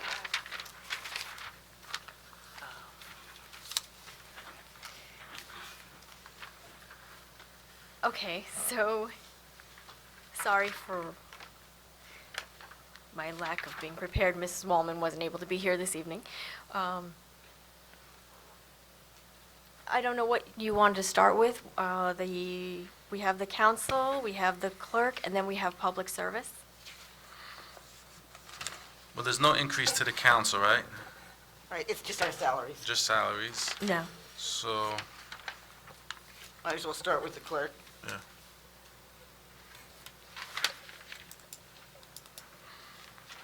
Since we have those pages. And my only question, Allison, if it helps, is Yes. just, if you, I mean, I know, but maybe just for the, everyone else, the file storage and disposal.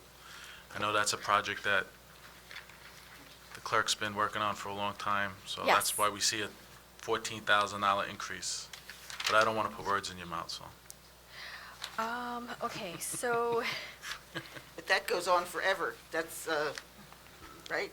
I don't think Well, it's, we're hoping not forever, but Yeah, I don't it's think- going to go on for several more years for sure, Almost forever. from department to department. Could you tell me what the project is?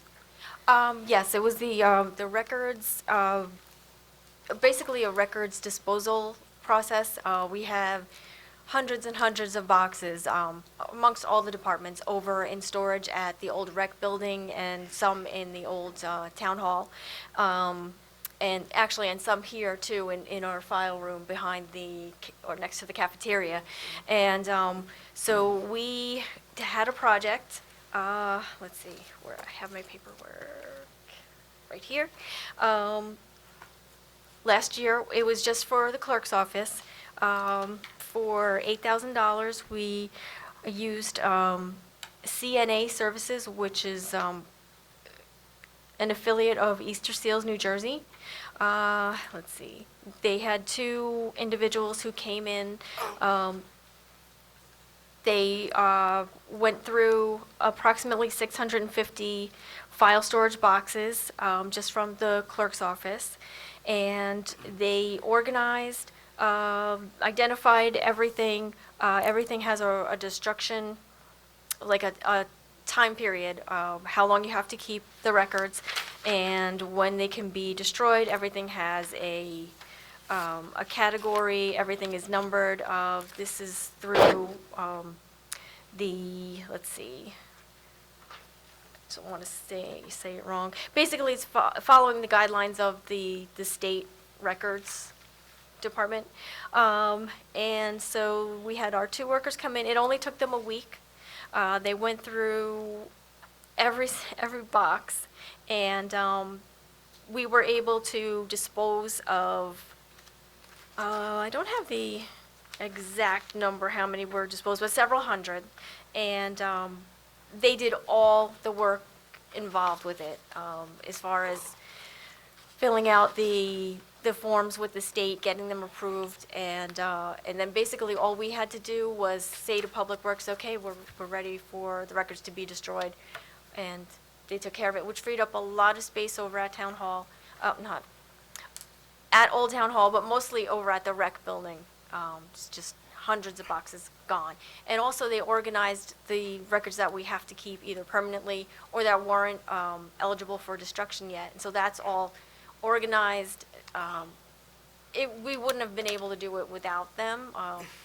We would have lost at least a couple of workers for several weeks. And also, this is what they do, so they're experts, and they were just so very fast and thorough. And so the other departments that have a lot of files in storage are tax collector and sewer. And so we have in our budget a request to contract with these individuals again, Migrants because it's painful. and to get them under control also, and get rid of a lot of records that are So no they longer purge, needed. they purge the records, Yes. right? Mhm. So what are you doing, like, in real time today? Do you have a different process? Are you scanning maybe to avoid saving? We are scanning. We still have to hold on to the hard copies for that specific amount of time. But going forward, everything is DARMed. It's not DARM anymore, it's DOORS. But we What's that have, DOORS is. It's an acronym for, Division of Asset Retention Management, Okay. something, it's basically an Yes, acronym it's an for the acronym. state agency that oversees the Mm. archive. Okay, thank you. Right, and so going forward, everything that we file away and put into file boxes is numbered, has the retention dates, and so that way in the future, we can just do our DARM on the doors, on the computer, and it's just, everything's already in order and organized, and it'll be much faster, and it's not at this monumental task that, that it was before. What was the thought process not to do another 8,000 and continue down that path of timing and level of work to automatically go up to 22,000? Are we, The individuals came in and they looked at what we have, what the other two departments in question have in storage at the different locations, Old Rec Building and here.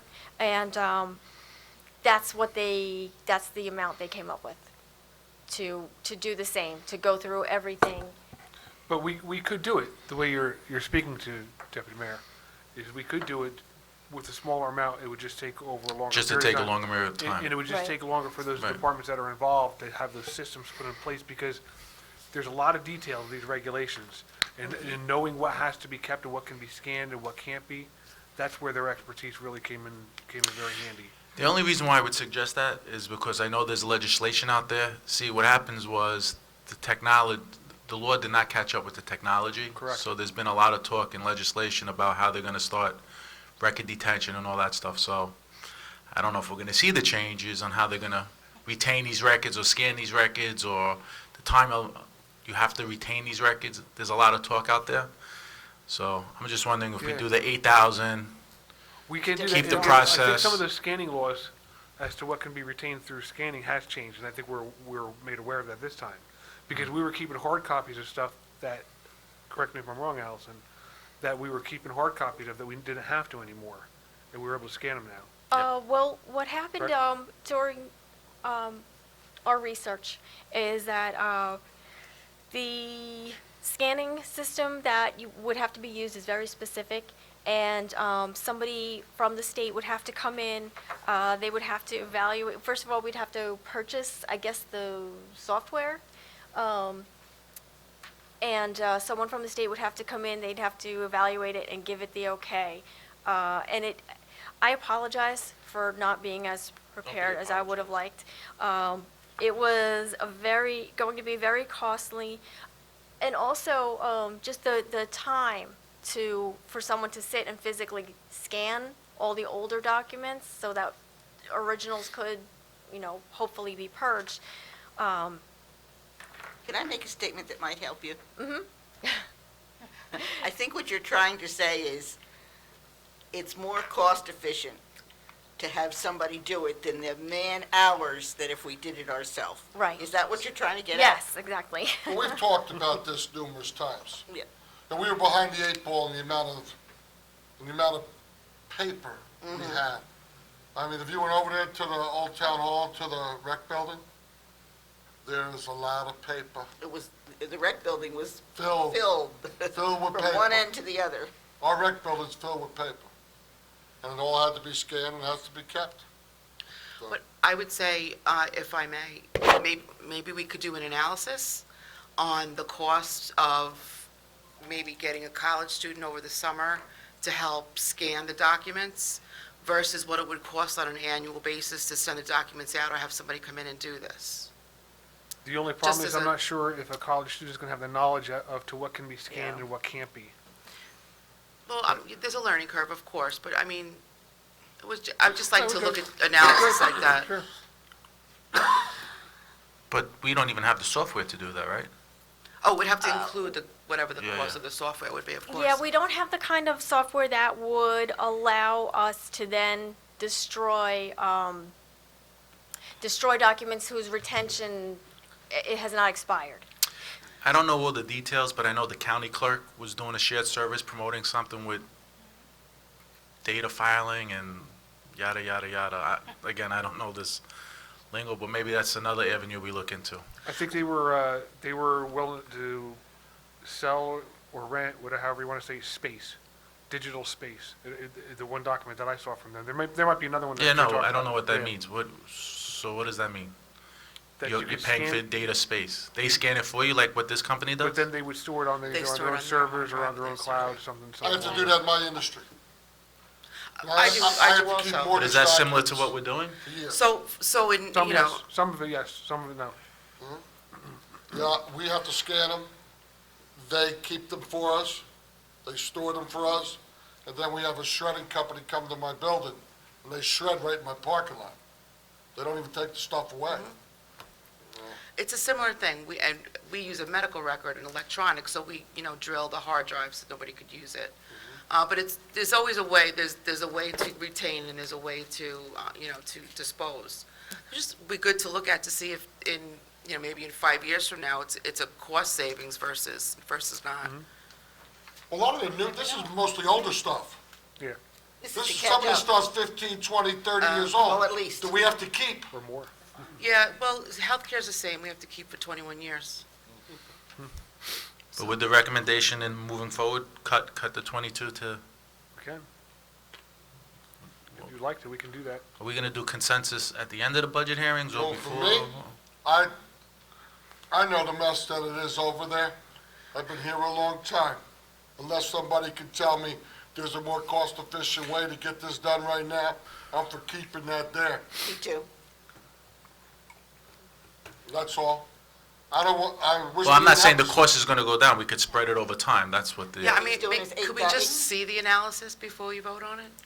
Ooh, Could we just take a look at an analysis just to see? you can do whatever you like. Thank you. Yeah, you're good, man. You can do whatever you like. So could you, maybe you could work with Lou on that? Okay. Thank you, I appreciate it. They won't do none of this until we approve the budget. No, I'm aware, I just wanted to wait and just to see if we can get some more information, that's all. Oh, no, but just so you know, we're not approving this right now. Okay. We're just giving our thoughts and asking our questions. That's what I said, it'll be at least a month. Yeah, So again, we have a month to mull this Yeah, over, month see and a half. information. Yeah, that's reasonable. these are the easy ones. Well, it's always good to see the other stuff. You never know what could come out of some other information, so no hurt in info. There was no really other significant changes in your budget increases. No, that was the big one. Okay. There's nothing Public else that we service? really need there? What page is public service, Lou? What services? Public Public service. service? The bills. What? It's page 174 in the booklet. J18 on the long sheets. You have to do this one too, Allison? It looks that way. You got this. You're on a roll now, you got this. Al,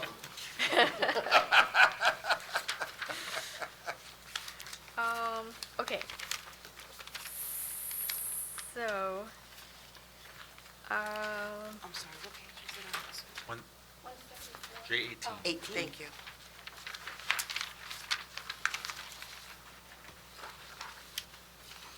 is this a contractual raise? Yes. Can I just ask a question, I know it's not a lot of money, but why so high of a contractual raise? That's the salary guide. A 5.75% annual raise is in a salary guide? I'm just asking a question here. It shouldn't be. I'm not sure. Is that a mathematical error there? Am I missing something? I don't have the contract in front of me. Oh, what did you see? 50. I got a 5.75% raise, there's only one full-time personnel, correct answer? yes. Okay, so $50,054 to $52,932 is 5.75%. Something strikes me when it's a 5.75%. I believe, if I'm not mistaken, Mr. Mayfield, I believe this employee was, the department head had asked for a grade upgrade and was granted it last year, I believe. I thought that was last year, though. That would have been reflected in last year's budget. It says grade 17, step 6, and then Right. it says 17, I don't know what that means, 17.7. I need this answered directly. This employee in last year was still in the step system. So the difference between it's a step upgrade as well as the contractual. This employee, Oh, that's the step upgrade, that's why.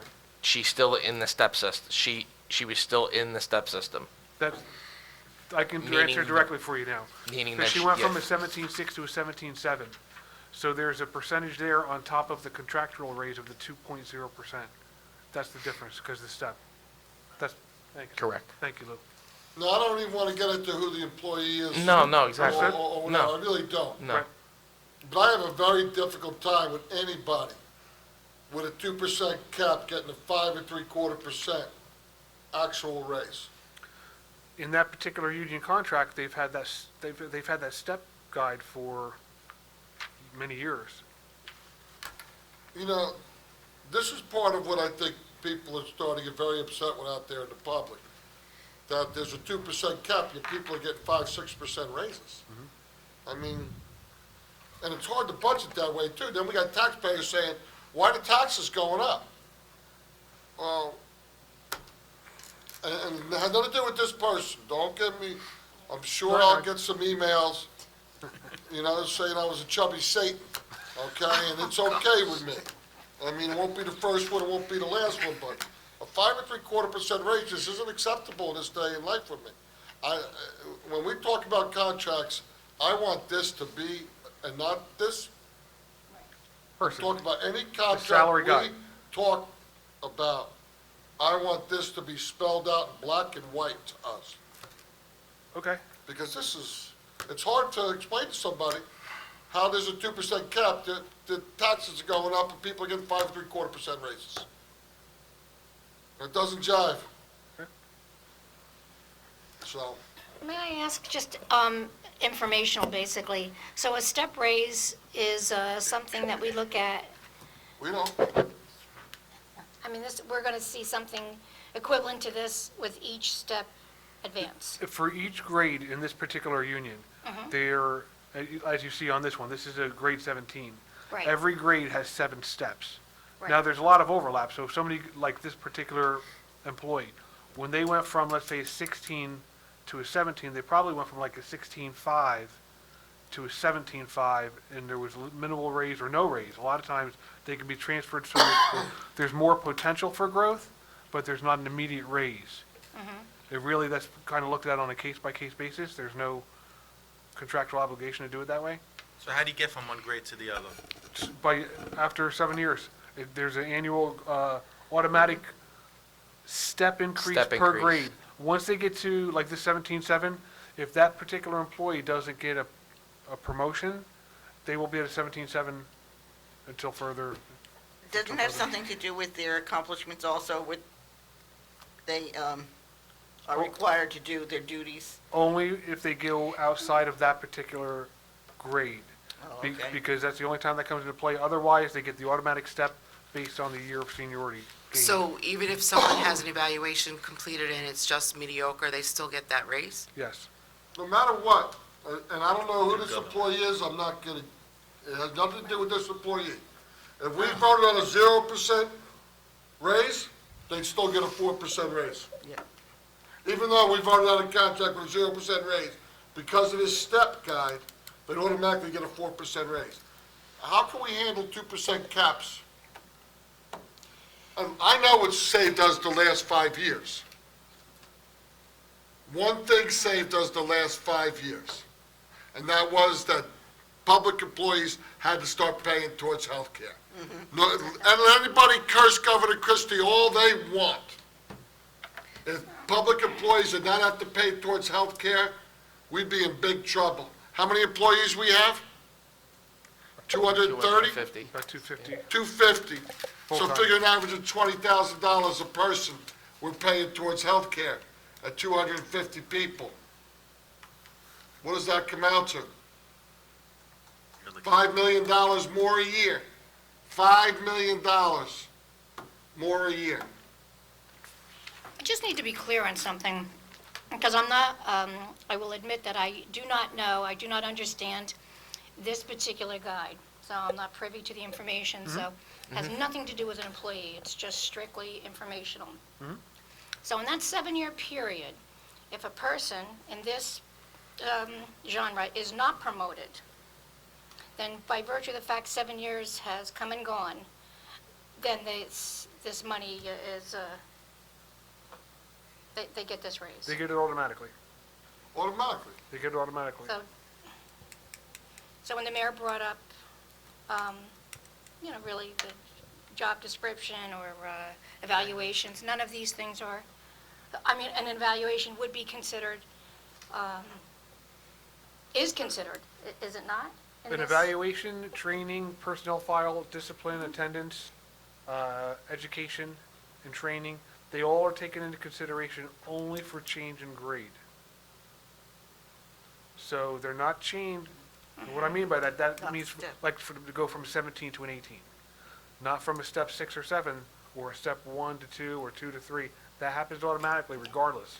Maybe my question should be, what would be a promotion? What are the guidelines for promotion, and generally speaking?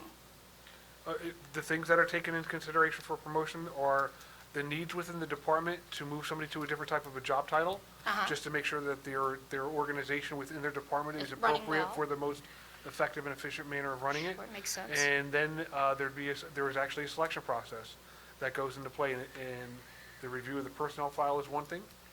And the things that are taken into consideration are, well, like I just said, training and education, discipline, attendance, seniority, overall work performance.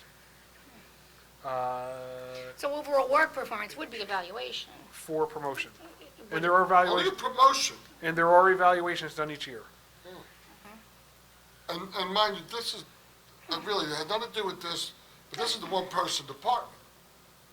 So there is no, Well, I'm just saying that I would assume that the rules that govern this governs other employees. Yes, of course. Yes. Well, So, that contract. The entire- it's the not entire just a- union. yeah, The it's one not entire isolated. union it covers, and it's the second biggest union in town. Yeah, I'm just trying to absorb, all of the Sure. factors. Understood. I guess I just didn't, I'll be honest, I didn't realize that these factors were the guidelines. I'm not sure how I feel about that. But I didn't, well, at Doesn't least I matter how we understand it. feel. Well, it's Doesn't a- matter. But I do understand it, Well, but I can Contract, so tell you up I guess until, the point would be up until the to last, negotiate the Yeah. contracts. up until the last contract, promotions were made solely by seniority. regardless of work performance by seniority. That's very disturbing. Well, that's what we changed in the last contract. Yeah, well, I like change. And if somebody doesn't get moved up, good grievances come. Yep. No, I'm just, There are always a lot I'm of just grievances. surprised. It's I've a never learning been grieved in my experience, 12 and years. I'll be the first one to say I'm learning right here. If we're Thank you. Me finished, either. No, one other question on line item 415, other professionals. What are the other professionals? And you encumbered 6,243, and we're requesting, although a reduction, still 8,000. What's that on J what? 18.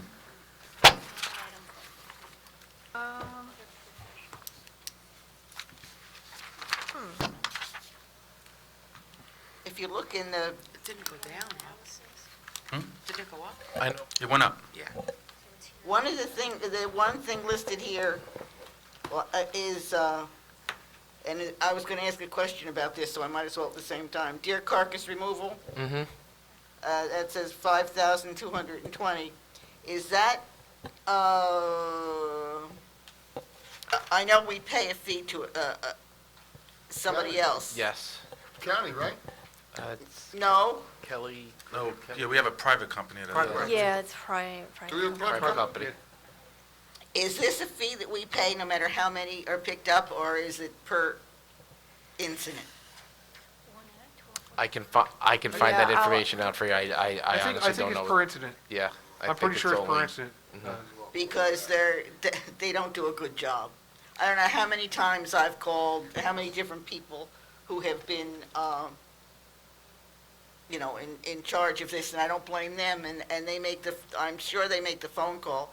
If it's out in the road, the police come and they just pull it off the road. For some reason, well, in the area that we live, there are, a lot of deer, and they're hit on our road, and the roads near us often, so if somebody doesn't come into my house, they call me and ask me, and I make the phone call for them. And, if that's per incident, who keeps track of it, and, let's get them all done. It's done through the police department, and they track it through a fax machine that's sent to them, and they come to Hal certain days during the week. That's why sometimes they're picked up quickly, and sometimes there's a delay. What I was told in our office when someone calls about a deer, to just let them know that it will be picked up within 48 hours. So it might not be immediate, but it should be done within the 48 hours. But that doesn't happen. No, it doesn't happen. They lay there for weeks, not right, But for so, kids to look at and whatnot. so again, why did we why did we encumber less and still go up in the request? Which one are you looking at there? 415, line 415. number. Other professionals.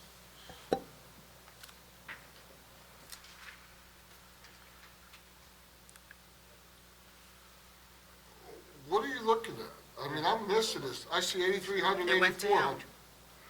We're But incumbent in two- 2016, 6,243.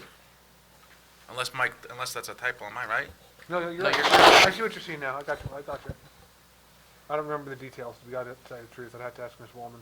All right, if we could just get. We could look on into that for you. Allison, do you have that by chance? But I don't see that. Encumbered was No, encumbered in 8,000. 2016. You're going- Expended was 6,000.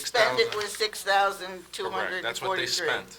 That's what we spent, right. You know Now what? they're asking for 8,000. Now they're asking for 8,000 again, because they could spend 8,000. You didn't It's use- not, no, a- you only used two, but they only used 6,000. So what he's asking is we only use well, to me, it's just, if it's per incident, they have to allow for, it's common sense.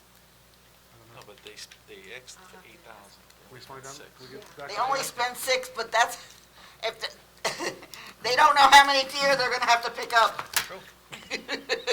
That's why budgets are assumptions. I can ask Mrs. Wallman about that. I'll whack a few for you. Depends if the Bucks are active. Well, I have to keep my back gate open. Because the little ones somehow get in my backyard and can't get out. yeah, What is PW? I don't know. I want them to get hurt, Miss Allison. Public Works, Back and, gate I open. would say Public Works, PW. Maybe.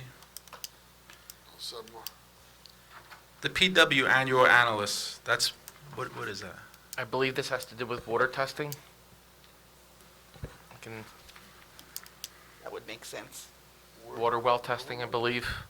Are we on Not 417? mistaken. On page 176. Yeah.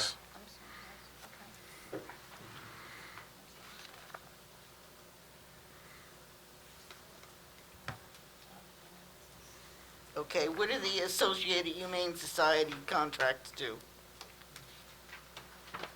That's for animal control. Yep, right, that's for animal control. And also, The dog catcher? basically, yes.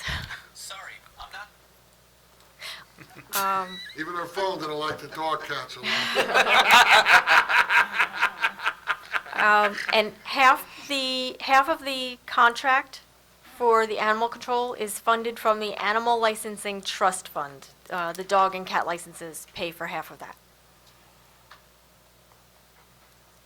Do we have that much work for chasing dogs, wild dogs? We're not, We actually looked into that this year, Mrs. Smith, and we are required to do this. We're required to, by statute, to contract with the Humane Society if there's one in our town or an adjacent jurisdiction. right. So we actually renegotiated this price this year with them, and that's where we're at. We're kind of locked into this one. Well, I understand that. That's not my question. My question is the amount. In this day and age, we have so many developments there. We have, And they handle more than just, they handle everything from the reported, animals with rabies or different animal types of complaints. It's more than just the dog catcher, although that's a big, There was talk in the past about bringing this in-house, like, an animal control officer. animal That was a control long officer, time ago. but then we would need space and a shelter and all that kind of stuff. And by the Doesn't time you did work. a salary and you did the benefits, Yeah. you're gonna be, We had a long. this is one of those ones that's cheaper to Yeah, I remember those outsource. times. the whole facility, no. Yeah, and then That's why- remember, who's gonna get all the complaints now? We get them anyway. We don't get that many. Uh, Listen, I don't know about that. You talked about Don Smith? Some woman one time, when he was walking across the yard, there was a wild turkey in the road. And what'd you do, Paulie? there was a wild turkey in the road, and some woman says to him, "Hey, mister, get your chicken." A wild turkey and a You chicken. shouldn't call it a dog. I remember when I heard that story of Warren Curry, the bull got out over there by the reservoir, and Warren Curry was walking the bull back, and somebody screamed out, "Get a dog!" Poor Warren. God rest him. God rest his soul.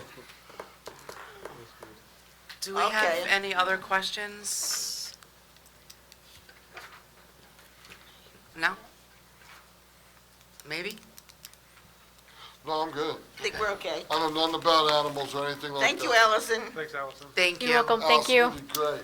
So this portion then is closed, and I would like to open up to the general public, please. We can go home and have our dinner.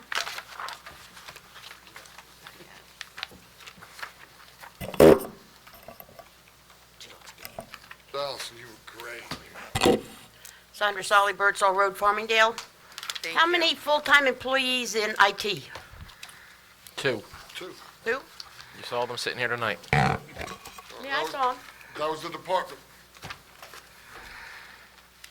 So they both work all day, every day, Yes, ma'am. and they don't need a part-timer? They didn't Get ask your for it. They didn't manager, ask okay? for one. No, they do. They ask for one in the they ask department? they ask all the time. They did? Is there any need for upgrade in their equipment? Or what's in here? They just asked us for That's it. what we talked about. Well, I know, but I've had people tell me that they can't watch the meeting on TV because the sound goes in and out, the picture's blurry. They're working on that. I'm just And some- talking. No, I understand. And again, part of the problem with the quality of our TV picture is the actual type of system that we have that's provided to us. I can't go, I mean, I don't know the details. It's HD versus whatever we have, and we don't have HD provided to us. And we can't without a very significant expense included in that. And we've discussed that, and we decided not to do that. Now, my other question is, does the township put the meetings on YouTube? No, not on YouTube. So somebody else posted the last meeting on YouTube? I'm going to guess they did then. Did because they? Well, it was there, but it said Howell Township, so I was just curious. We don't have a YouTube channel, do I don't know if it was us, was it? we? No, we don't have a Wasn't YouTube us. channel. Wouldn't have been sponsored by No, us. I was just checking. I get yelled at no matter what, so. And clear, rather than trying to watch it on TV. Was it the whole thing on there? Pardon? Was the whole thing on there or just a portion No, of it it? was the whole thing. But I was just curious, has How it, did I look? Did I look thinner? You know what they say about the camera? no, the picture was beautiful, but if you want to check it out, just go on YouTube. Comes right up. I had a friend do it. Another lady told me that it was on. I said, you gotta be kidding. I said, it's not even 10 o'clock on Wednesday, and it was already on YouTube. And I said, well, who did that? Oh, no.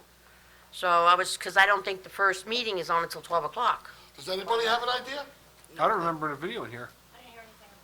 I mean, I've never seen it on TV or on YouTube, but I have had people complain about the sound. I mean, what do we, Yes. we do need to do something, Yeah. okay? What's the expense? How do we fix it? I mean, it's very valid. I agree. And IT's already been asked to look into that and get us pricing for it within the last week. So they haven't had the opportunity to do it yet. The lighting's been looked into by DPW and IT many times. And again, as you know, we have come through the budget process in the past for some of the upgrades, and it just doesn't make the cut. Well, I think we need to do something about the sound. I've had some people that, and good people, been around a long time, just said, you know, it's too cold in the wintertime to come out, but they want to stay in tune to things, they like to listen to the meetings, and they tell me the sound's awful. I actually got accosted in Acme about 3 weeks ago. And I did, I had my son with me, thank God. Can't talk to you right now, I got Shawn Michael with me. I mean, but, that's fair.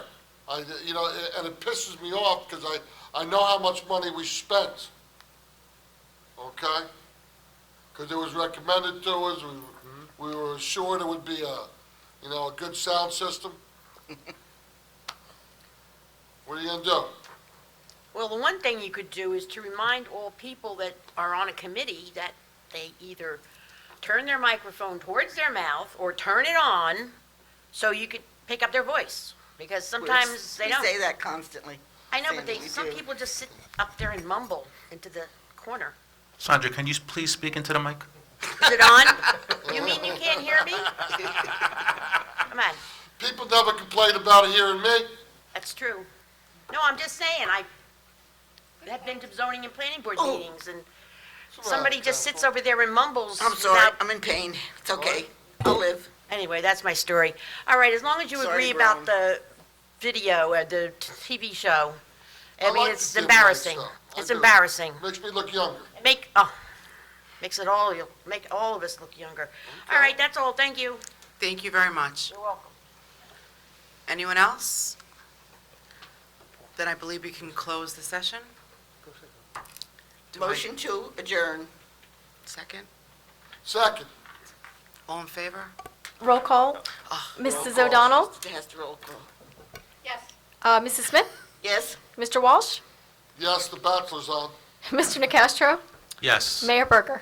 Yes.